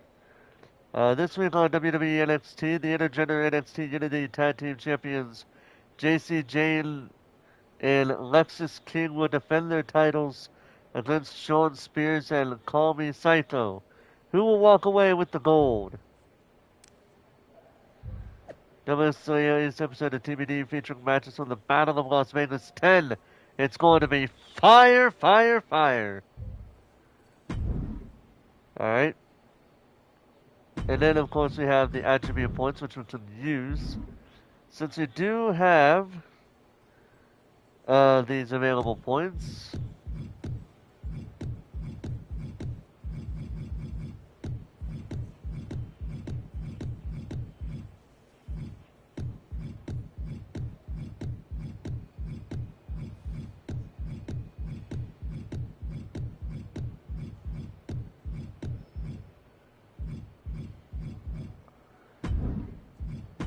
There we go. Boom.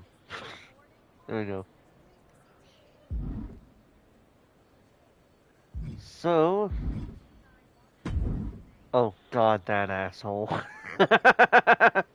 I swear to god, this asshole's back. I don't like this guy at all. I hated him in 2K24. And I know I still haven't finished that story. But I'm just saying, I just don't like this guy. He's an asshole. He's a kiss ass. He's worse than John Cena when it comes to being a suck up kiss ass.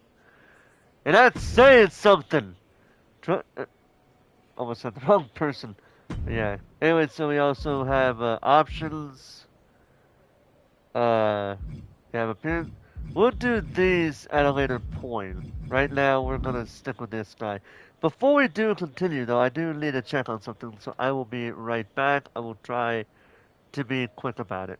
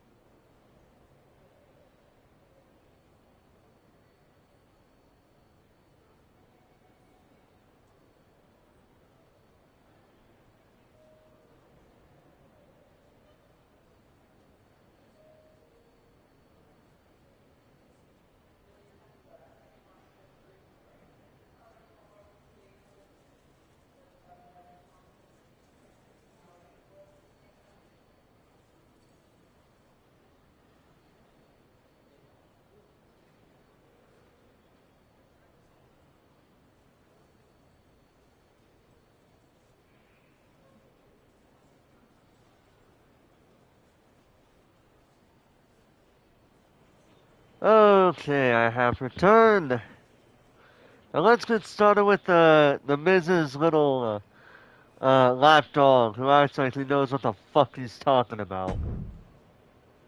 Hello there. So nice to finally meet you. I'm Troy Simpkin, seasoned and esteemed WWE producer. Hey, Troy. Nice to meet you too. We are so excited for your arrival in WWE. And by the way, I've heard how things are handled where you're coming from, and this is going to be a breath of fresh air. Nothing but professionalism on this side of the fence. Don't believe everything you read online, but that's good to know. So, what's the plan? We want your impending debut at the draft to stay top secret. So to keep all the internet sleuths guessing, management thought it would be a good idea for you to compete for another promotion one last time. So, where do you want to go? So we got Japan, Mexico, TBD. Already we got a branching path right here. So... I'm gonna close my eyes, I'm gonna count to 3, and whichever one I stop on is the one I go to, alright? 1, 2, 3. Alright, I going think to a match TBD. on the US indie scene would get people talking. Can you book me in TBD? Sure thing. Just don't get injured. And a win would be nice. We'd look like idiots if our big free agent lost before their debut. Got it. I'll take care of business. Oh, one more thing. Make sure you look good on draft night. What are you getting at? It's just that in the past, WWE superstars had to wear whatever we told them to for their non-ring attire. And as much as I miss those days, that's no longer how it works around here. It's a new era with fewer restrictions. So you can wear whatever you want. So I can dress how I want to dress? I assumed that was the case, but thanks for confirming. All right. we better wrap this up before any looky-loos start pulling out their phones. Safe travels, and we'll see you soon. Alright. Oh, and there's Jade Cargill. Let's see what she's gonna say. Hey! It's been a bit. How have you been? Busy. Good to see you again, Jade. You've been on one hell of a run in WWE. Not that I'm surprised. When we worked together, I always knew you were destined for big things. I appreciate that. And from what I'm hearing, you might be following in my footsteps. Maybe. You never know where I'll show up next. Really? Because I just saw you talking to a WWE producer. But if you don't want to say, I respect that. Thanks, Jade. See you soon. Maybe. Alright. Alright, now it's time to go to the match. Don't miss the hottest free agent in wrestling. El Sobrecar versus Cole Quinn. Wait, what? Now I don't know what to think. Yes, Cole Quinn is back, everybody! And he is officially a playable character after so many years of being, making, guest appearances, so to speak.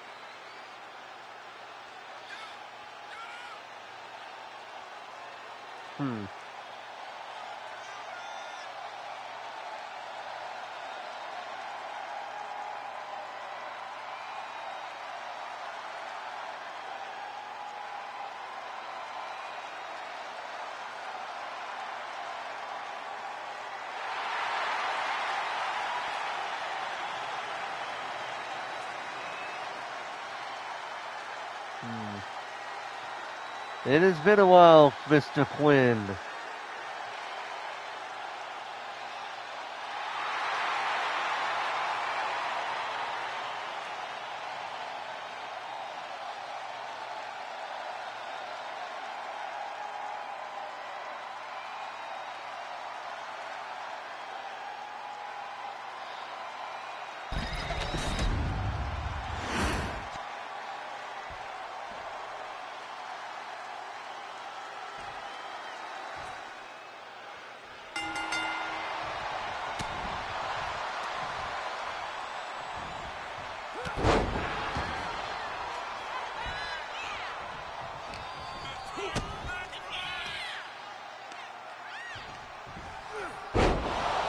Ooh.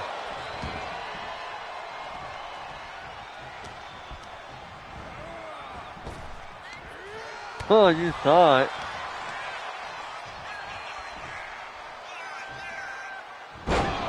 And you thought that was going to happen, Mr. Quinn.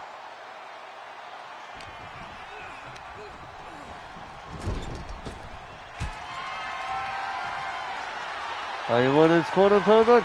Boom! Get right, boy.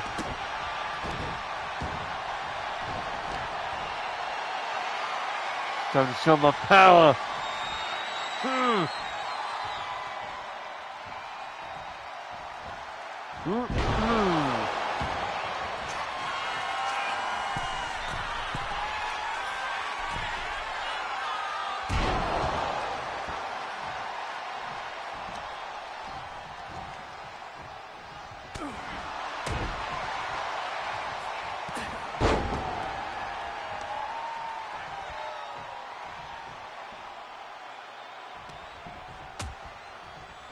Alright, boy. Get a back suplex on the apron. Boom!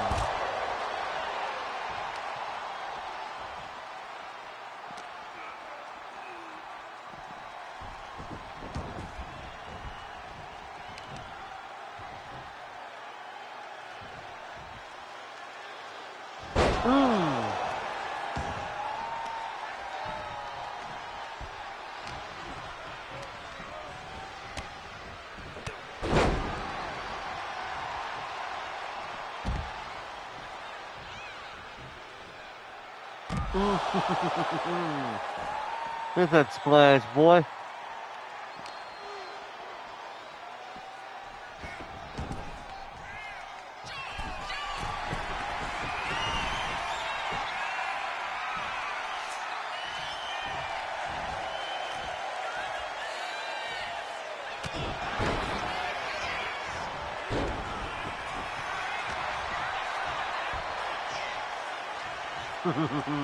Alabama Slammer!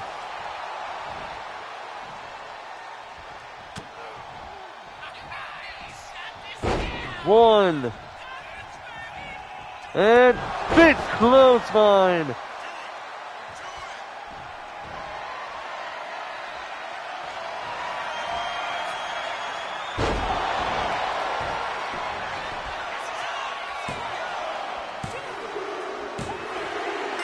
There you go, that was it.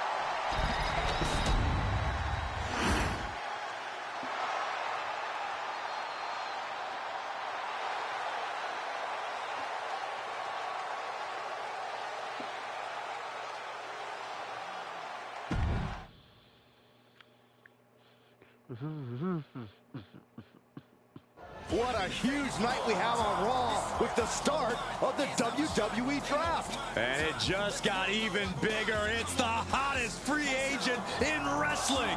Will they be the #1 pick?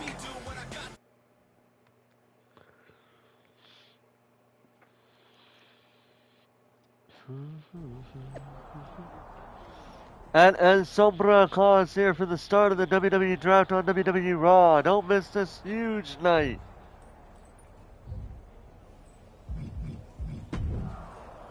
We have these attribute upgrades, but we don't have anything to do this for, so we'll wait for later. Anyway, Kathy Kelly. Oh, it's been a while since I last heard of anything related to Kathy Kelly. How's she doing? Thanks for taking the time to answer a couple questions before the draft. I know you just got here and must be getting pulled in 100 different directions, so I'll try to make this quick. No problem. And it's Kathy, right? Good to meet you. You too. Well, you've competed all over the world and most recently were a star for a rival company. What personality traits led to your success? Bold and brash, comedic and fun, scheming and calculated. Everything I do has a purpose. People like to say they're 2 steps ahead. Well, I'm 20. You can't survive on sheer strength and athleticism. You need to be scheming and calculated. I can see how that got you here. So then, what can you say about the rumors that you'll be selected #1 overall tonight? I'd say it's something I could use in my favor. Perception is reality, right? Well, if I'm #1, that just makes my opponents perceive me to be that much tougher to beat. I'll use any advantage I can get. Well, I know you're busy, so I'll let you go for now. Thanks again, and good luck with the draft.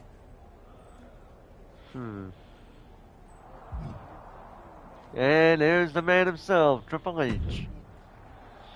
Good to see you. Hey, boss. You feeling okay? I know it's tough. New surroundings, big expectations, especially with everything lined up tonight. I've got all the angles covered. Kind of like this wrestler I used to watch growing up. What was his nickname? The Cerebral Assassin? Never heard of him. Yeah, I guess he didn't amount to much. Oh. Good one. I gotta get going, but you should be proud of everything you've accomplished to get here. You've earned it. See you out there in a bit.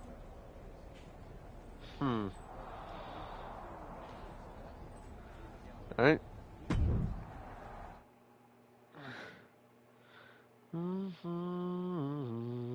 It's time to kick off the WWE Draft. Thank you. But tonight is not about me. It's about launching this company in a new and exciting direction. And that all starts with the announcement of the top overall pick. So let's not wait any longer. With the first pick in the WWE Draft, Raw is honored to select the future of WWE. There they are, the #1 pick in the WWE Draft, and wow, it's a good one. Talk about making a splash. Adam Pearce got himself a generational talent. We heard all the rumors, but seeing this play out now really lives up to the hype. Good luck topping this SmackDown. Yeah, Miz, good luck.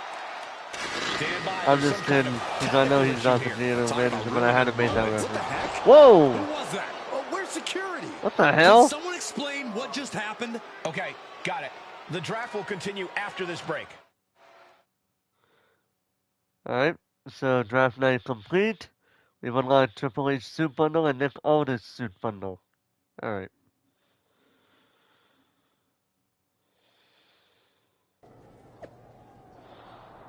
And Silver made history as the first overall pick.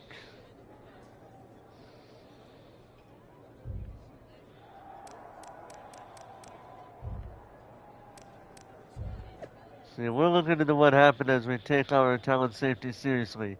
Definitely not how we operate around here. We have it handled though, so stay positive and focus on what's next.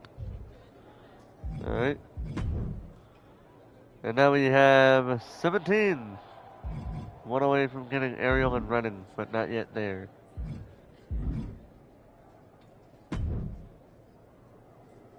First of all, I'm sorry about what happened out there. We're working with the authorities to get to the bottom of it, but Hunter says it seems like it was just a random, unstable individual. Is this how things are handled over here in WWE? Maybe I would have been better off staying where I was. I assure you that's not the case. You're in good hands with us. So if it was a random person, what was with that stuff on the Tron? I wouldn't assume the two things were connected.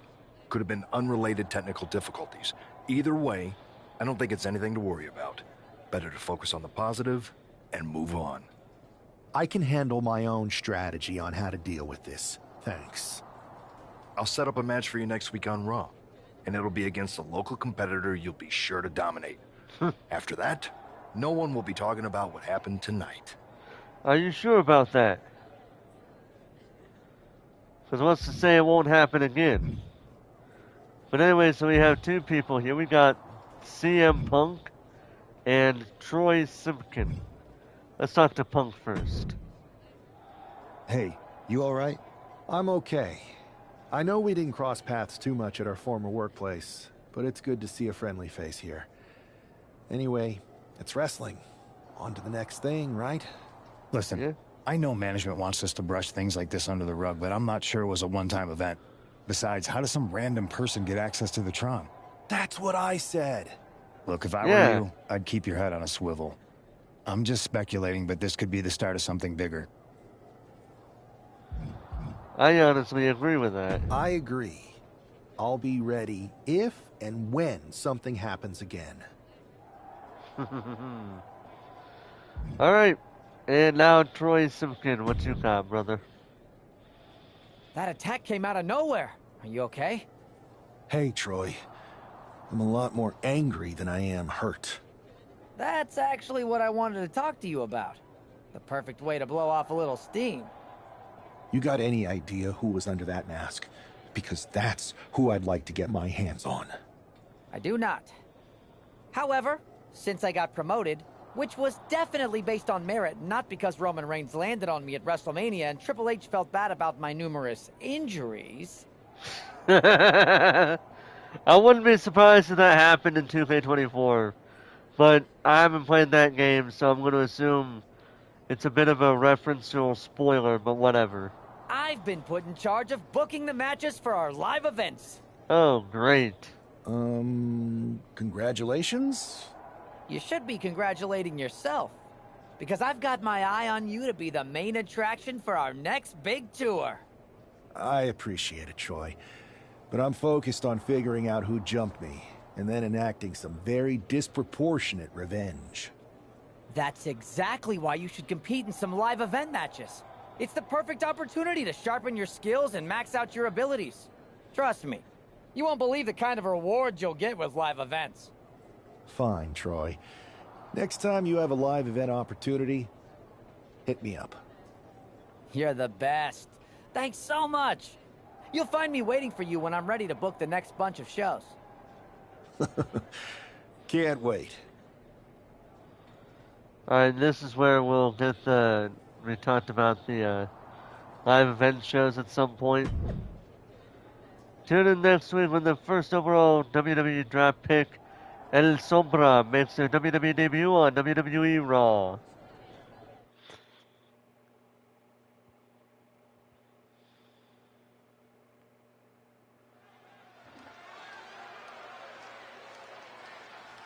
Oh boy, here comes tonight's local competitor.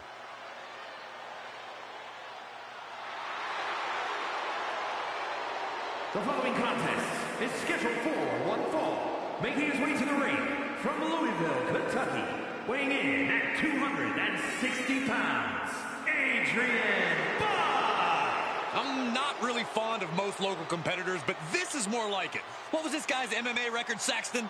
0-12 in professional fights and one draw that was overturned to a loss. Of course. Why do these guys do this to themselves? Or to me, rather? Because you can be gullible enough to believe some crazy random shit. Not always, but sometimes. After rumors in an eventful draft, this man is ready to make his WWE debut. And his opponent, from parts unknown, weighing in at 265 pounds, Shane! This guy is no stranger to the squared circle, but there is something special about stepping into a WWE ring for the first time. Definitely, Saxton. The attack at the draft was certainly a disappointing welcome, but this match should give this superstar the debut he deserves.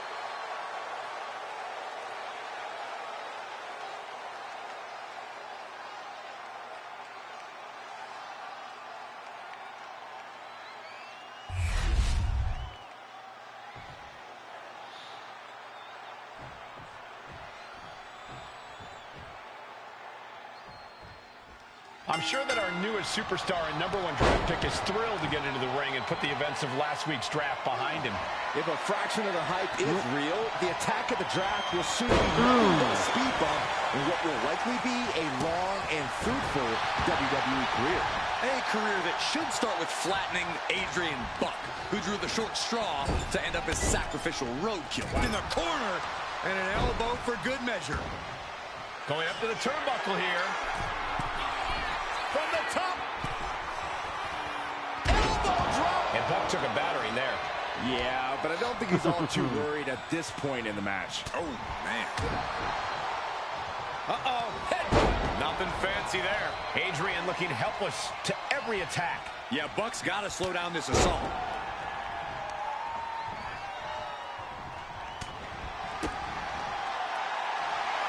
Military press. Come on, boy, where's your fighting spirit? Sharp punch. Come on, man. Wake up. Oh, look at this. Well, finally waking up, this boy. No, a kick out. Could be in search of a second win now. Oh, good night. Sorry.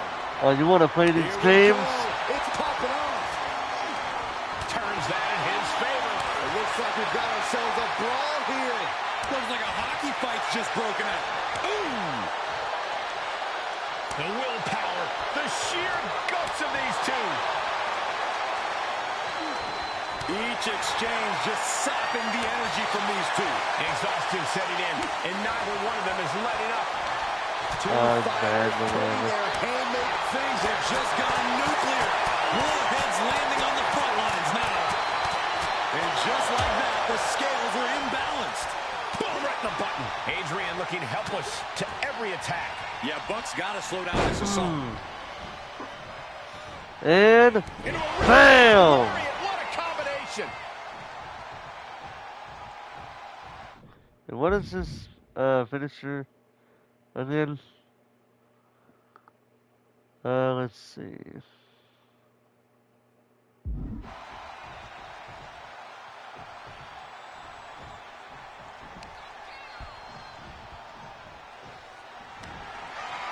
Oh, you counted me, you little bastard. Now in control. But this opponent still fighting back. Point of the elbow, nailed it. His stamina is getting tested here. And then, oh my God, what a forearm! Right to the jaw. Sweet rolling savate kick. Anticipated that. Start counting, Saxton. 1, 2, 3. We could be here all day. Power. I think you're right. Rotating vertical suplex. Nicely done.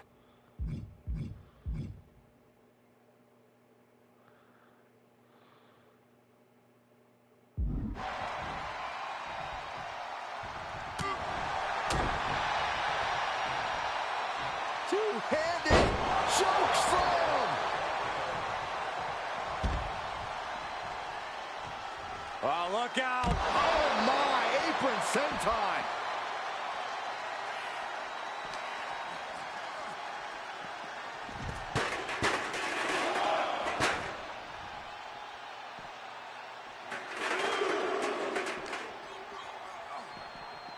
Face first into the post.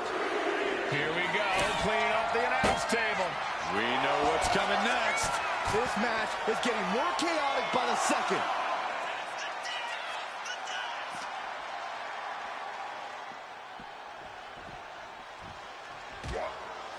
Back into the ring here. He's really pushing the limit here, getting close to a count out.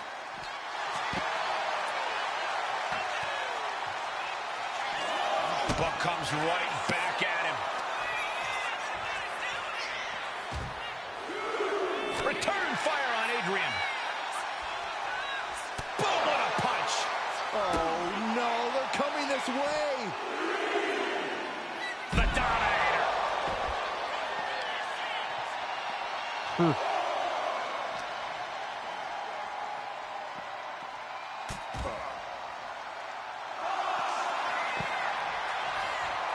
What is he doing here? Oh, no, get down from there. Get down from there. You don't have to do that.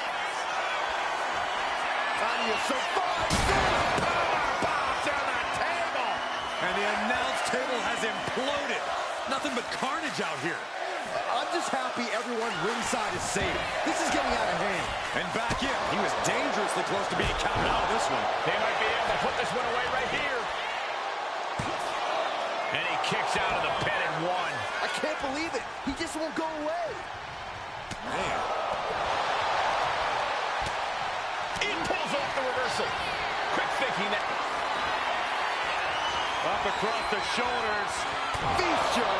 Adrian down. Into the pin. Makes the cover. Do it. Oh my God. Did you see that? Kick out at one. You gotta be kidding me. Uh-oh. The lights just went out. Here. Wait. No way. Scary situation there for a moment, guys. Look at Saxton, Cole. He's shaking like a leaf. Alabama slam. His adrenaline is pumping right now.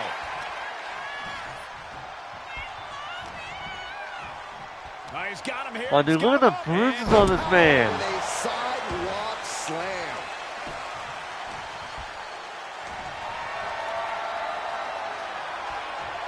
Fire into a DDT. He connects with a counter. Dude, hold on. I'm gonna do this real quick. Hold on for a second.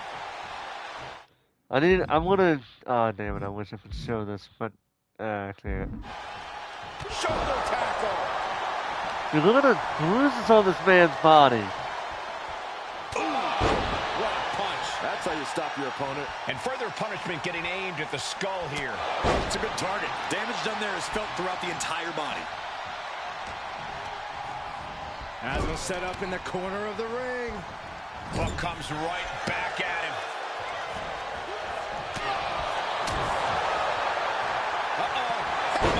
Adrian looking helpless to every attack. Yeah, Buck's got us. No way. Astounding power. End of day. And that's it. Good night, my boy. Two. What a resounding victory here tonight for the #1 pick. I agree, Byron. That was He was a little pain in the ass, but we got the job done. Not this again. It's the same attacker from the draft. Where's security? Come on. I guess he's Whoa. taking matters into his own hands. Good. I'm sick of this. And this time, they're not getting away. The masked assailant is regretting this now. They might not be masked for much longer. Is that Tony D'Angelo from NXT? Not surprised with his track record. Commercial while we sort this out. Damn.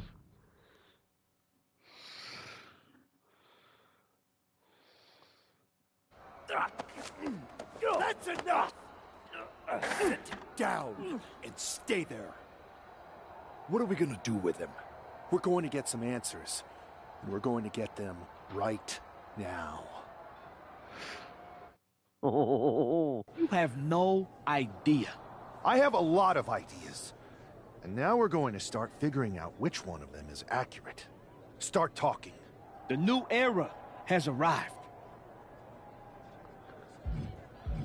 I know you're known for these types of attacks, but why did you target me? Jealous that I was the #1 pick and you weren't even drafted? It's not always about you. It's about us. Them. All of them. Who is them? Your goons? The family? Lardan. I think I've had about enough. We'll settle this when you face me in a match next week. Now get this attention-seeking mafia wannabe out of here! See, I meant what I said. Talent safety is a top priority in WWE. So why is we weren't able to stop Tony D'Angelo before he assaulted you again? But you will get your hands on him in a match. That management will deal with him accordingly, and this will all be over.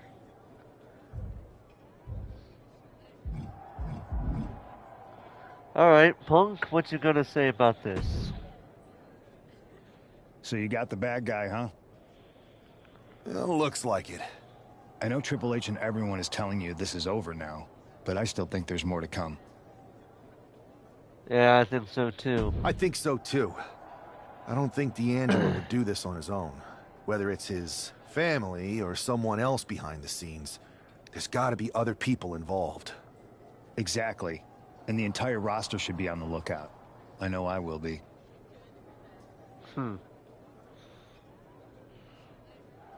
Alright, so we're gonna go ahead and go back for we'll go back and for this one. Because I'm pretty sure with where we're stopped at. Yeah, we're already there. It's been about an hour, so we'll go ahead and now we're going to universe mode. Let's do it. There's an old adage in the locker room, it's a favorite amongst us legends. WWE is all about moments. Moments that create memories, moments that create legacies, moments that create legends, stories that are passed down for generations. In universe mode, you're in control of those moments.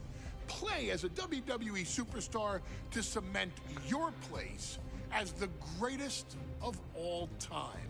Or experience classic mode where customization is king. Control your brands, divisions, and champions, then play through WWE's annual schedule or completely customize the calendar. If one night isn't enough, shows can also take place across multiple days.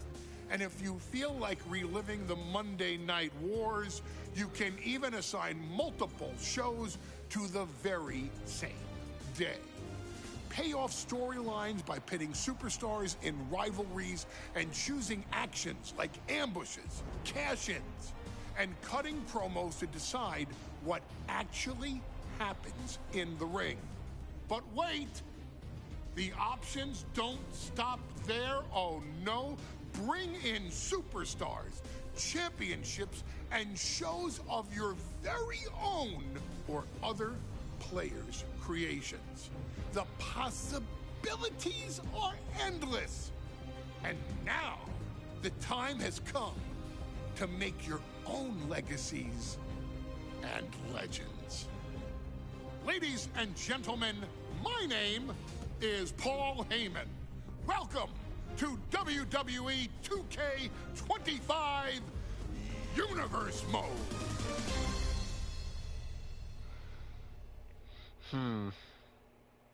I've always wondered. I'm starting to wonder what the hell happened to that ponytail he used to have. So anyway, like in the previous few WWE games, you have two different universe modes. You have Superstar mode, which basically is like to give a to give a bit of a representation for the non-WWE fans out there. Think of this like when you play as a football player or a baseball player over the team as a whole. Whereas with classic mode, it's pretty much the opposite of what I said. Where instead of playing as one single individual, you are playing as the whole effing show. And I don't mean Rob Van Dam when I say that, because that's Superstar mode. But you can still play as him in Classic mode, even if you still want to play as other characters. So we're going to turn the tutorials off, because of reasons. So let's take a look at everything going on here. We have Raw, NXT, and SmackDown. Now, as per usual, I will not be using these shows. I will be taking Raw, NXT, and SmackDown off the calendar and replacing them with WWE, WCW, and ECW. But that will be after I have unlocked all of the characters from that you can unlock, not including the My Faction stuff. Because, to be quite honest, I don't really think I'm going to care about the My Faction. But that doesn't mean I won't try to use the codes whenever I possibly can. So, with the champions, here are who we have. We have Gunther as the World Heavyweight Champion, Braun Breaker as the Intercontinental Champion, the War Raiders as the World Tag Team Champions. We're going to replace Rhea Ripley with with Io Sky, since she just won the Women's Championship not too long this past Raw. We also have Bianca Belair and Naomi as the Women's Tag Team Champions. Cody Rhodes as the undisputed WWE Champion. Shinsuke Nakamura as the United States Champion. DIY as the WWE Tag Team Champions. Tiffany Stratton as the Women's Champion. Oba Femi as the NXT Champ. D'Angelo is the North American Champ. Fraxium is the NXT Tag Champs. We even have the People's Champion in The Rock, because he's got to have a title to keep his ass relevant nowadays. But yeah, so we got all those. And let's take a look at what we got. We got our 5 matches. Now, if you go over to Edit Shows, let's take a look at these that we got here. We have show details, which give us the show name, the referee, which in my book, they should just have us pick randomly, but I digress. The screen filter, the screens here, the arenas, commentary, the locations, all that's there. We have the participants, so that's the roster. We have number of matches. You can go as low as 5, as low as 3, and as high as 9. But we'll stick with 5 for now. And then we have the match table, which is the way you would normally expect it to be.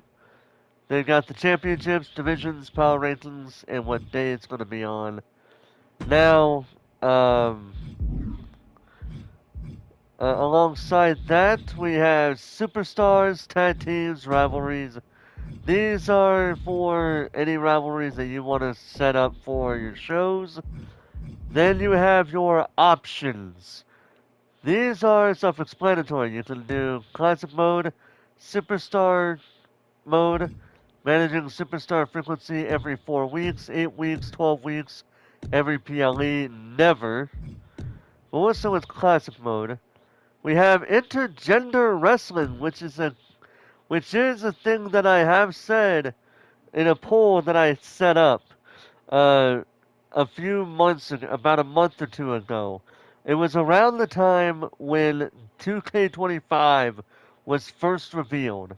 I went on a public in the community tab and I asked whether you guys would want me to do intergender matches or not. The consensus was yes, but under certain restrictions. Those restrictions basically are women wrestlers that could give the male wrestlers, but they would not go up against the giant wrestlers. So basically, Yokozuna, Andre the Giant, Braun Strowman, Omos, to name a few, they will not compete against any of them. I'm just saying it right now. None of them guys will be facing off in these intergender matches, just so we're all clear. So we have automatic rivalries, which will be set up every so often, tag team breakups and formations. Basically, if you want the game to casually, like to just break them up and form tag teams, that's fine. They did it so much in SmackDown vs. Raw 2011 that I don't think I've seen it happen that often in the recent games. Then crowd reaction changes, that's always a good thing to have. Injuries, gotta make it realistic. And everything is right here. Just like that. So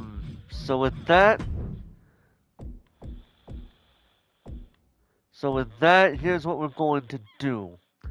We'll go ahead and edit the matches. We're just gonna pick the most random of fucking matches possible. There will be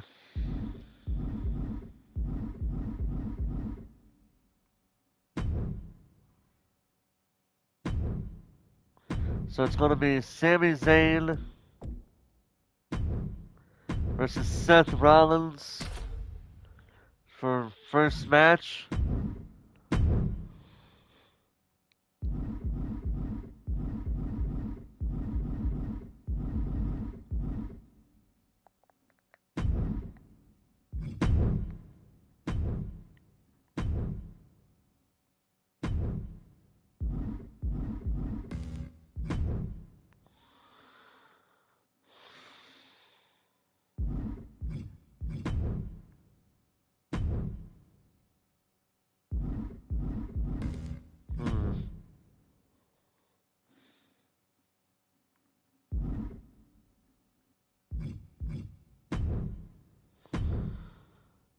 Oh yeah, that's right.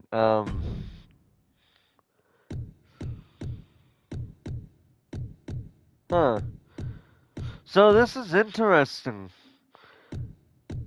So I am honestly surprised, based on the ring announcers, that they have not added in Lillian Garcia.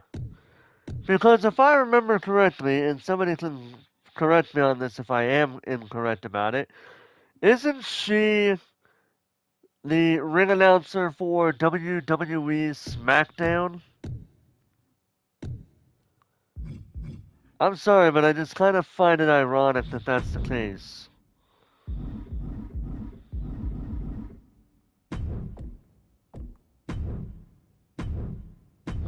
So we got Ilya Dawn.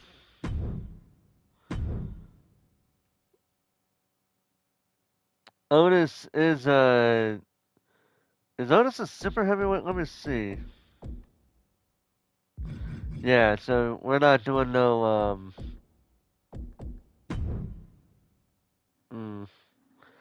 we're gonna be nice and not put her up against anybody in the 90s or 80s. We'll put her up against Grayson Waller. Sure. Just to kind of showcase the intergender matches. And then we'll do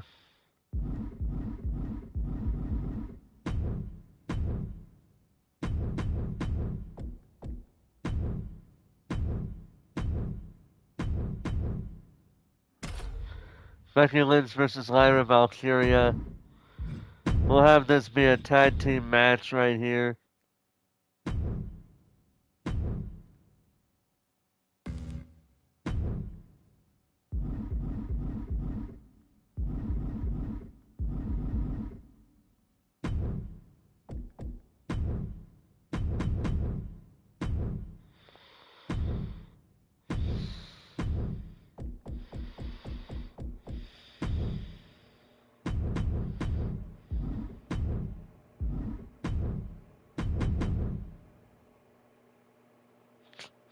Battle of the Sexes right here, dude.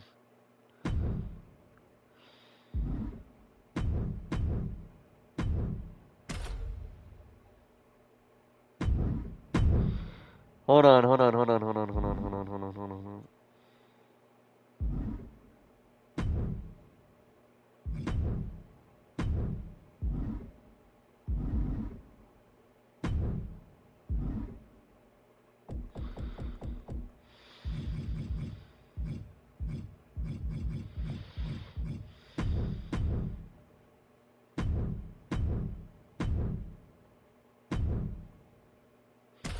Battle of the Sexes going on right there. Actually, no. Let's do something interesting. Let's do all of the special matches that we got going on that's coming out. So we're gonna have, instead of this match, which was I was thinking of doing here,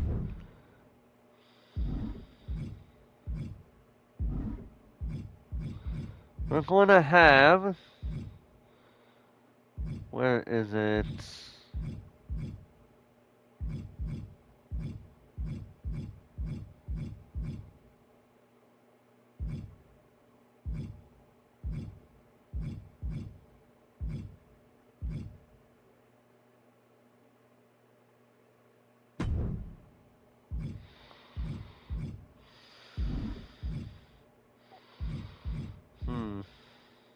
Oh, there it is. Wow, Forrest can't even pay attention to these things, right? Alright, we're gonna have,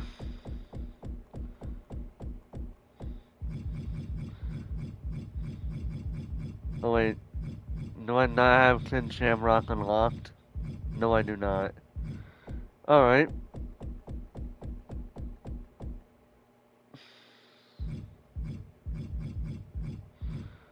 We will have,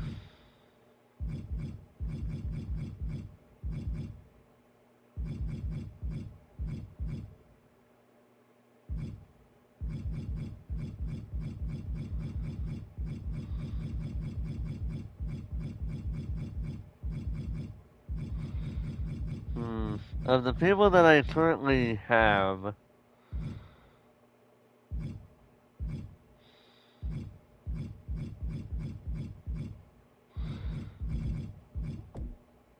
you know what? Um,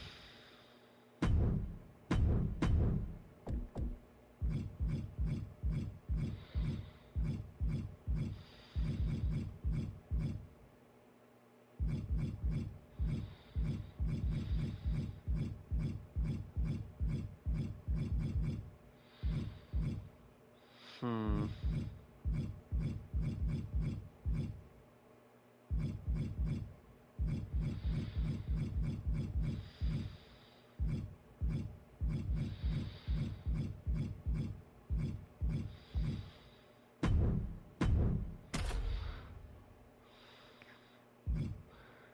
And then,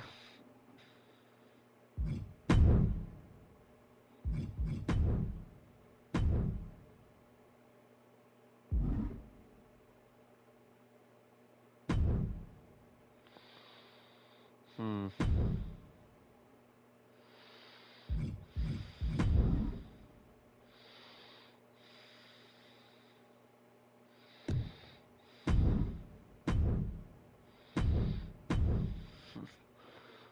We'll have it be for the World Heavyweight title, because why not?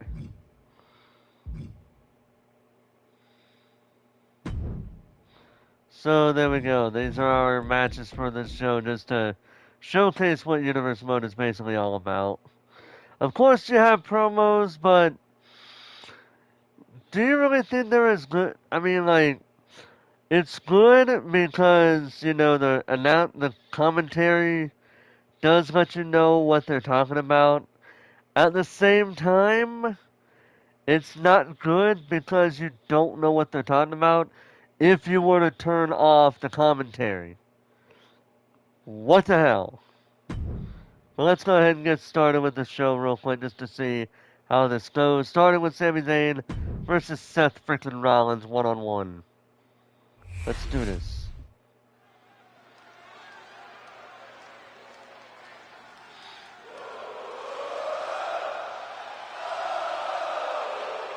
A top competitor around the world, Sami Zayn. The following is scheduled for one fall, making his way to the ring from Montreal, Quebec, Canada, weighing in at 212 pounds, Sami Zayn. There is perhaps no superstar with more heart in WWE than Sami Zayn. You can beat him down, kick him around over and over again, but Sami will always get back up.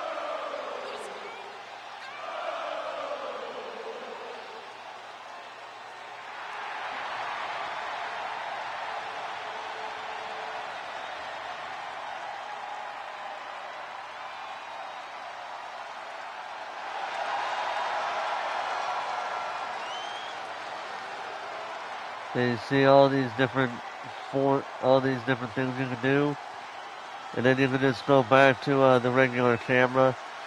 It's actually very interesting. I like how you can do that during the entrances. For Sami Zayn. Like, you could even say, like, go to, like, the spectate camera and put it on here, and just probably be like, this episode is brought to you by so-and-so. Kind of like how they do it on the TV, you know what I'm saying? So, this thing or that thing. That would be incredible. You know, I like that. I very much do. Take a look at an athlete who exists on a level unto himself. Seth Rollins is a fighter, a survivor, and he is on a quest for greatness. And the WWE Universe is singing his praises.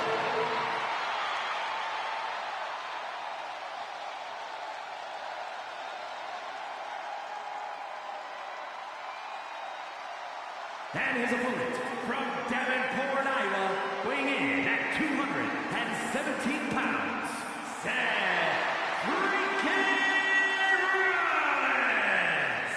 Rollins is an architect, a visionary, and a revolutionary who adapts to challenges like a chameleon. Seth Rollins will do whatever it takes, find any strategy to further his greatness.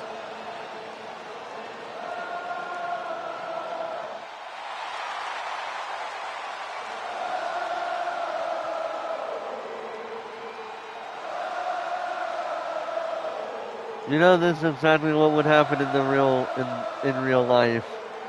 A number of the fans, if not all of them, would be still chanting his song even after the song ended. I mean, look at this. They're still doing it. That shows how they're trying to keep it realistic as possible.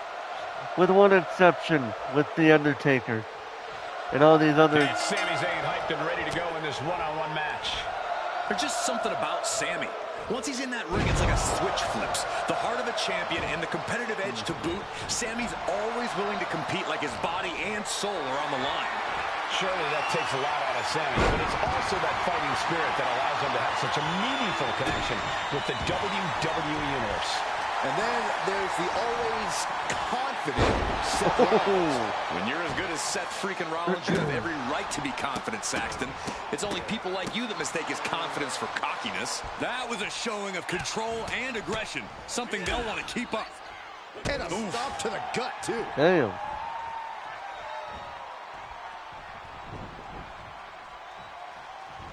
Drop kick right on point. Impressive sequence from Sami Zayn. Yeah, such intensity. No! Well, Sami Zayn with a suicide dive, my God. Like a ballistic missile. showing zero regard for anyone's well-being.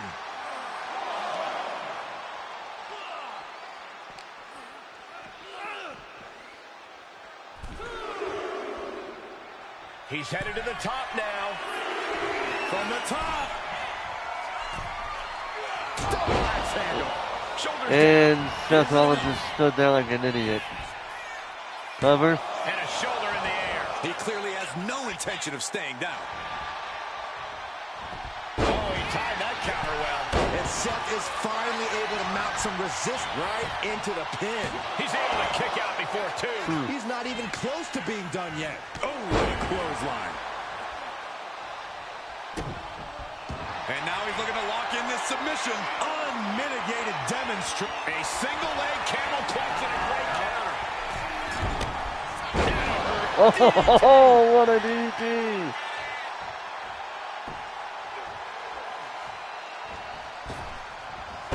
Saw it coming. Uh-oh, Seth Rollins. Pedigree. A predictably... Rollins line. Oh, he's not done yet. Counter. Oh my God, Sami Zayn taking a page out of Randy Orton's playbook. Blue Thunder Bomb, cover. Go. Good Lord, scarily close to 3. Wow.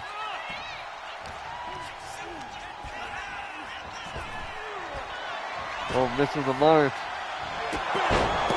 Here we go. He thinks What is that, like a big boot haluma kick? For sure. Rollins staying in this thing. A haluma big boot right there. Stubborn to have things end like that. Is this really going to happen? Lucky 13 is in. What a great submission. Oh, look at this. Trying to turn it around. How impressive is that? Put in the corner now. Oh, there's the haluma kick. That's gotta be it. Cover by Sami. There you go. Exhausting victory, but a win nonetheless. Here is your winner, Sami Zayn. And things didn't go quite as Seth Rollins had planned tonight. And everything went to plan for Sami Zayn in this one. Heart meets preparation here for Sami Zayn in this impressive win.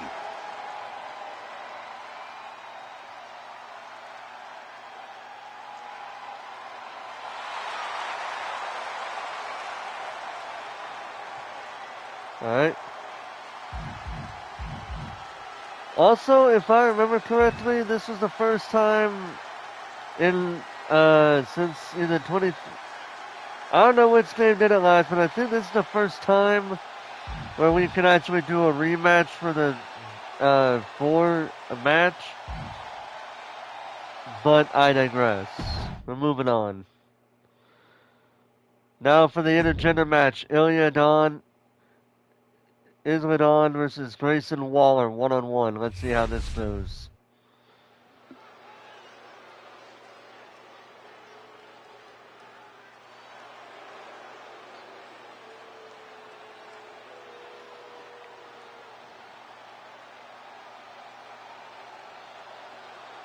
The unholy enchantress, Isla Dawn.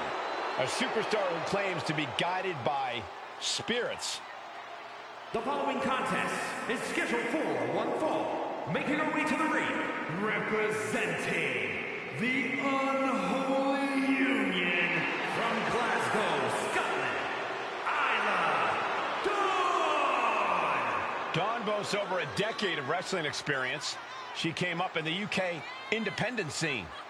And Dawn has a background in kickboxing and dance, which allows her to meld grace with athleticism. And she's pretty scary, too. Yeah, she's just as dangerous physically as she is mentally.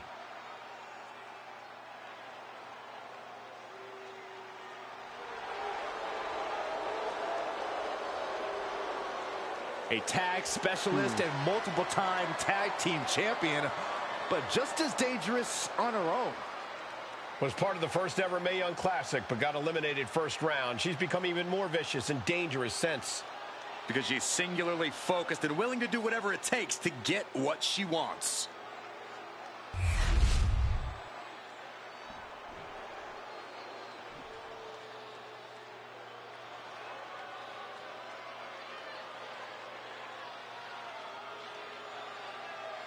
Grayson Waller is in full effect. You think he could maybe dial it down to half? Representing A-Town Down Under from Sydney, Australia, weighing in at 206 pounds, Grayson Waller. Grayson Waller has no respect for tradition and basically wants to dismantle the old guard of NXT.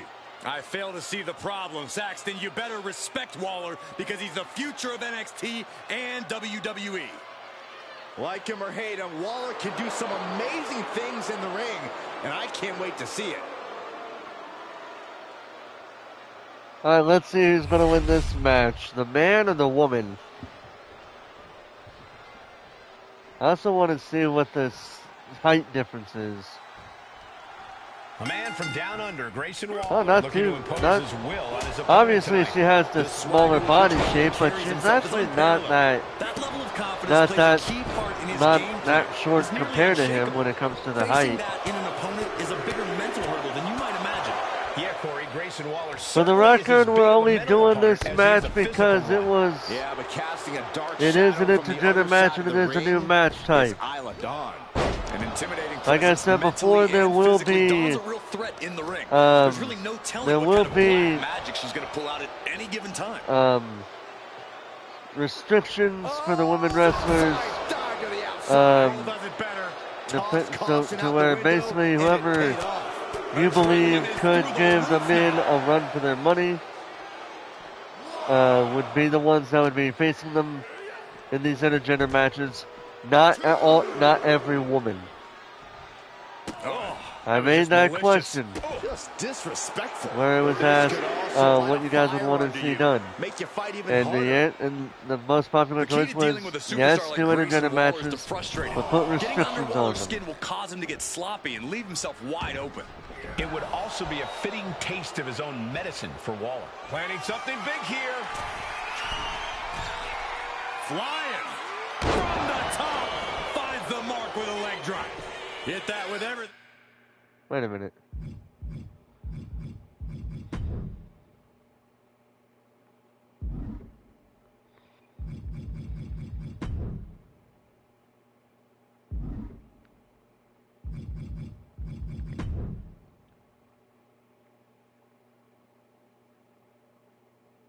And following it with the pin.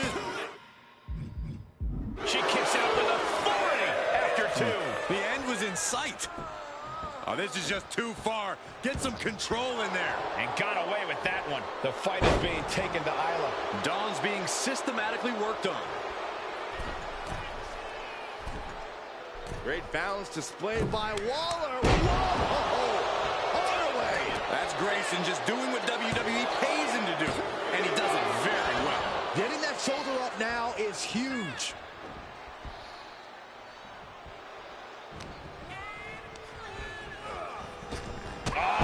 Super kick. I just heard. Did you hear that? The guy in the crowd being like,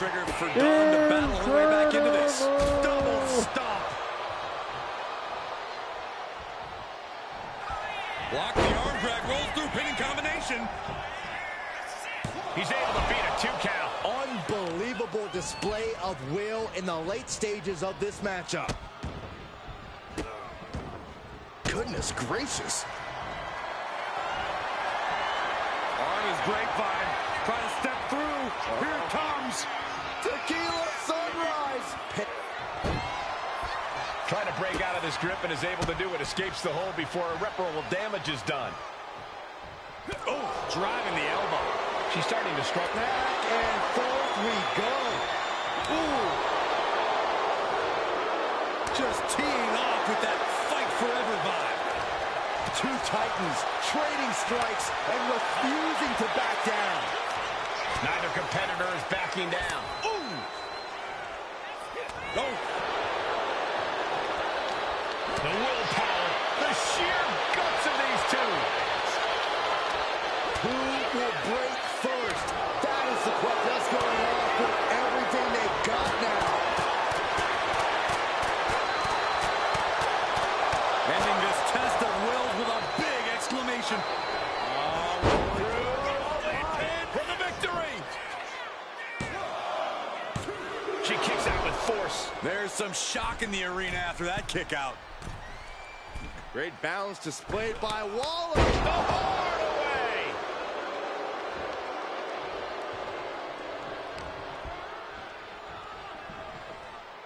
Pendulum backbreaker. Tick-tock.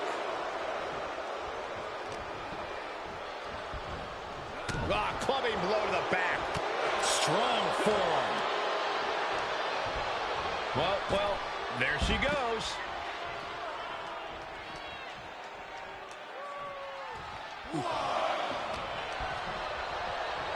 Look at this. Boom. Nice.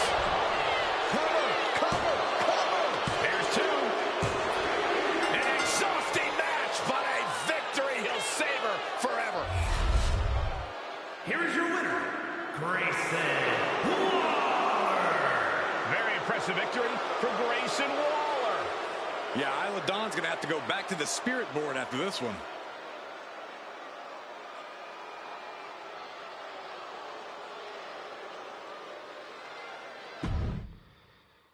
All right.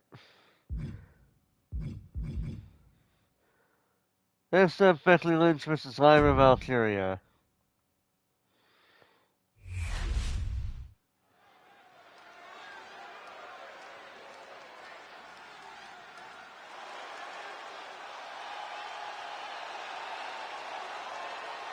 Here comes the man. When you're Becky Lynch, every night is a perfect one to start a fight. The following contest is scheduled for one fall. Making her way to the ring from Dublin, Ireland, the man, Becky Lynch. She is as tough as they come. Yeah, Becky Lynch has had to overcome countless challenges in her career, both in and out of the ring. You know, she's the first female competitor to hold 2 world titles at the same time.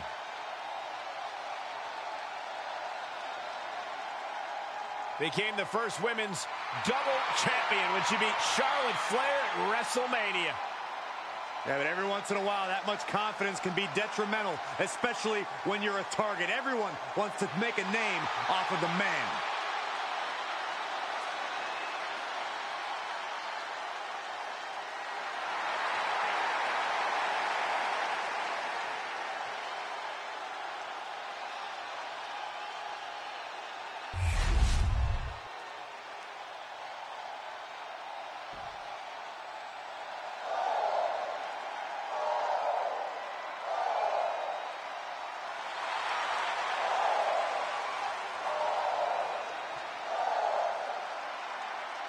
Lyra Valkyria is on the hunt.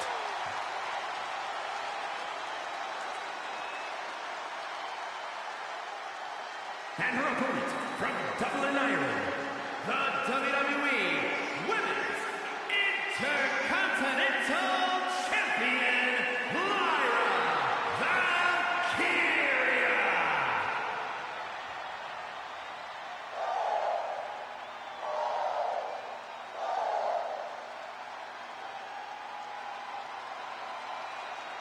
We know what they say, guys. To be the man, you have to beat the man. And she's about to face the man. Not going to go down without the fight of her life tonight.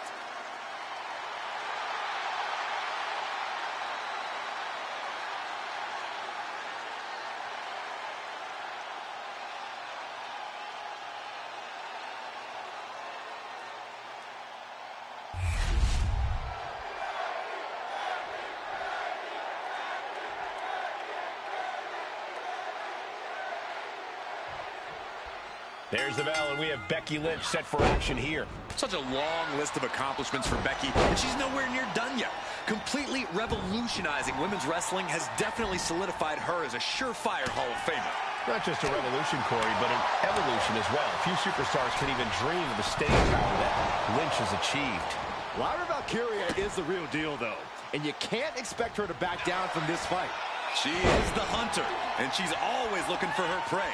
It's best to watch your step around a talent like Valkyria. Oh, man! Leg drop arm breaker.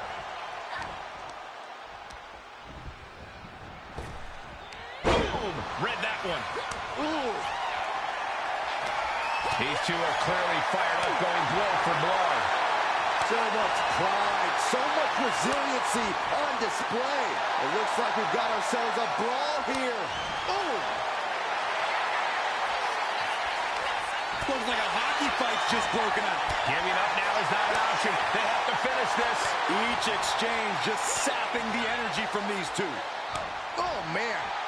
Both absolutely drained, but both refuse. Rapid fire shots. Modern superstar backing down.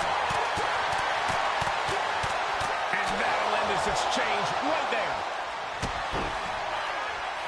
We've got the arm trapped. Looking for La Maestro cradle. She overcomes the pinfall attempt. I can't believe the ref didn't get two here. Fisherman Buster. She managed to avoid that offense.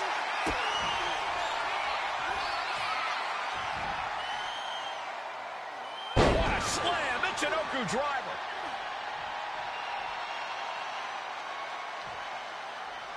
Going up high with the punch. And over the top into a rough landing.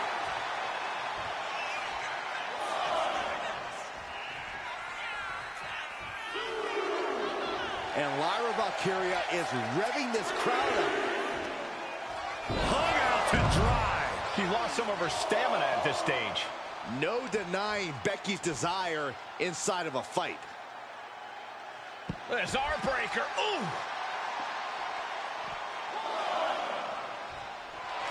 Becky Lynch got it locked in. Submission move. Then it's over here. It's over by Lynch. Oh, my gosh. But if she taps out here, it won't mean anything. Arm is trapped, but she gets away.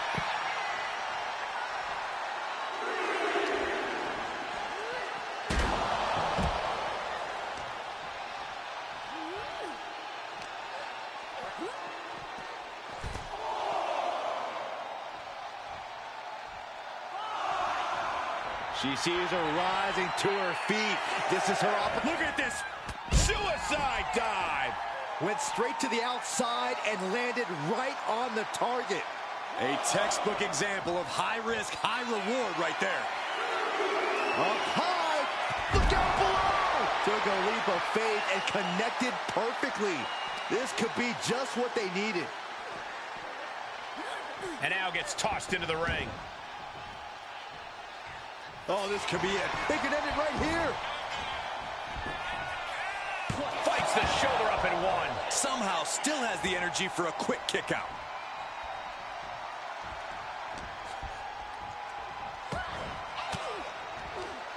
Elbow throw, saying not today. Into the reverse DDT. And she's making her way to the top rope here. From the top. Diving elbow drop. Are you kidding me? She's in a very tough position. If she can turn... Guys, can Becky do this? This is how you make a statement. This is how you show the world that you're the man. Could be thinking of high-risk offense here. She's rising up, rising into a precarious position. Launching. Lynch takes off. Hits the mark. Lyra shoulders her down. This one's for the win. Kick out. I didn't think we'd see a kick out there.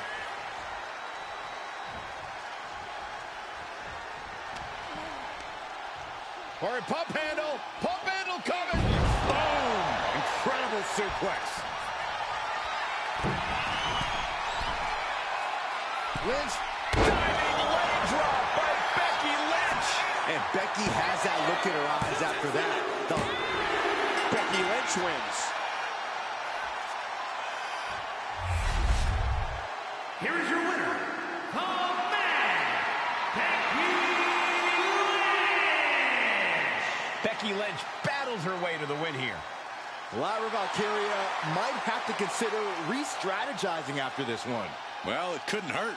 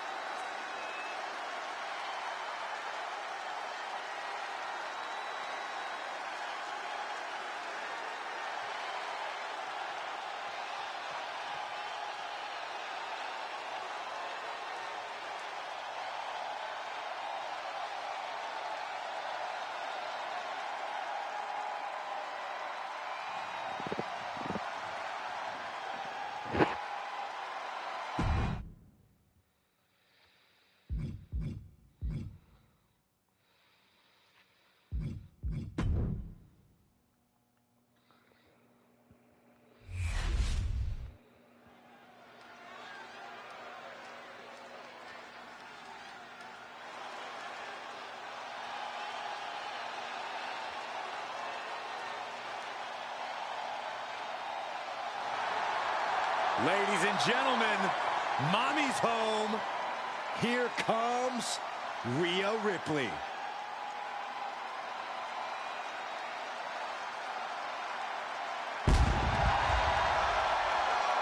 Pure powerhouse in the women's division, looking to steamroll anyone in Underground.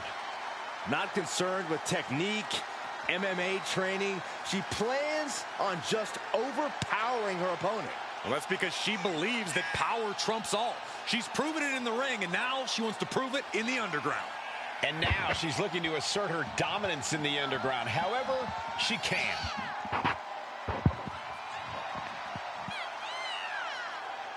Such a talented competitor. I think we're about to see one of her best matches yet.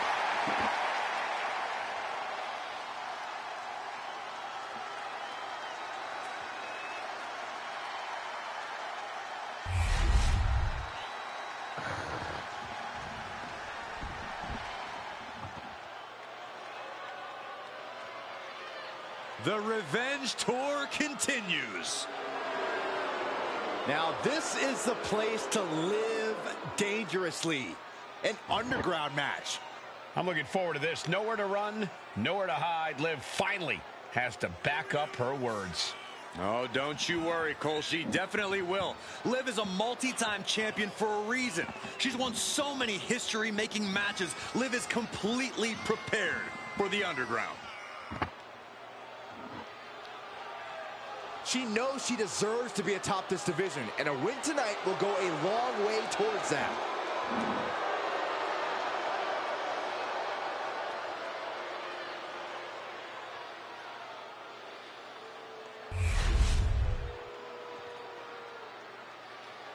The following contest is an Underground match.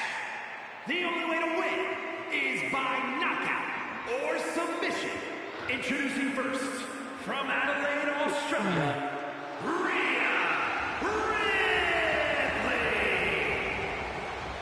And from Elmwood Park, New Jersey, Liv Morgan.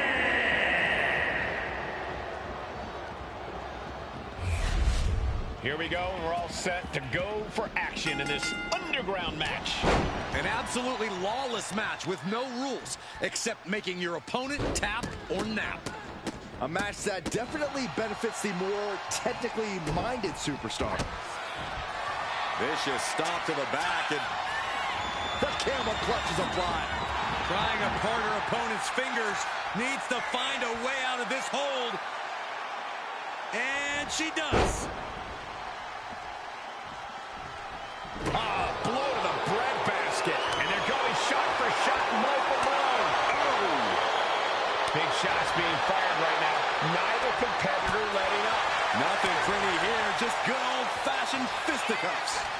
The fight is on, and it's furious. Roundhouse kick. Oh, what's this gonna be? Wheelbarrow. Flapjack. Face first. Corey, Underground is so unique. How does a competitor leave here with a victory? You have to focus around the specific ways to win the match since there are only a few. It's knockout or submission, so fight your instinct to exert energy executing a pinning combination. It won't do anything for you. I'll just leave it at this. Nobody comes into a match hoping to get chucked around like that. And a series of vicious stomps. Each of those boots seem to get heavier with each blow. Driven down face first.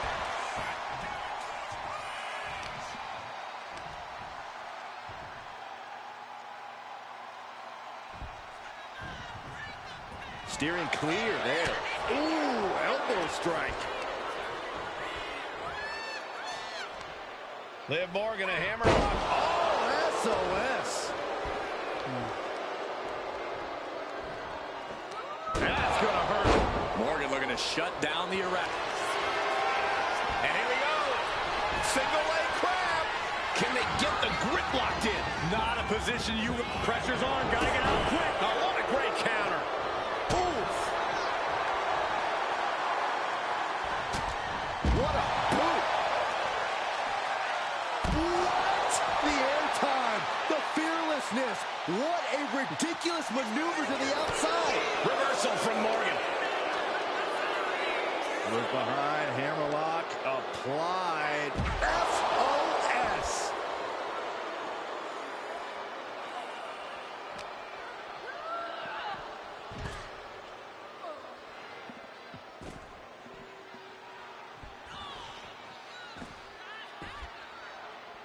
Oh, man, what a shining wizard.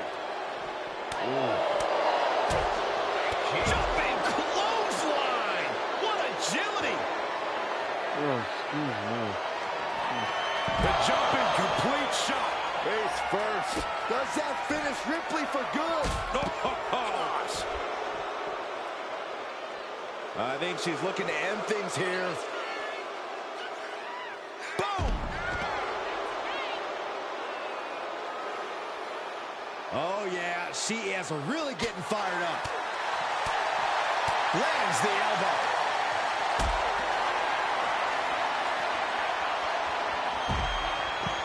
And a pin will do no good here.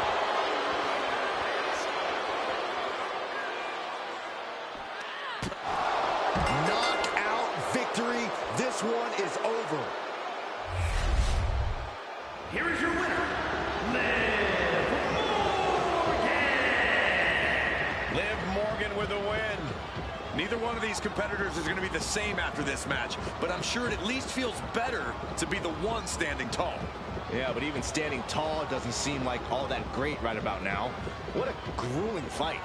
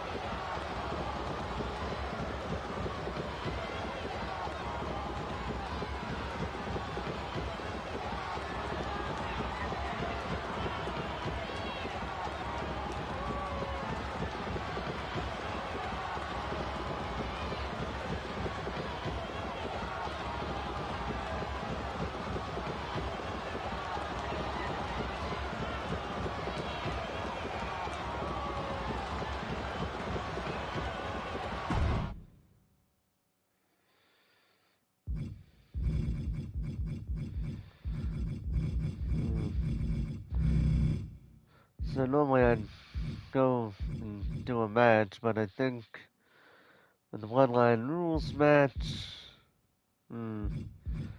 let's just save this for later. I think we'll go ahead and just end it there with that. 'Cause I fell asleep in the middle of the show, and all that, but at least I stayed awake for showcase in my rights. That's a plus. But anyways, ladies and gentlemen, that is actually going to do it for me here tonight. We will continue playing more WWE 2K25 tonight, continuing with WWE Showcase mode.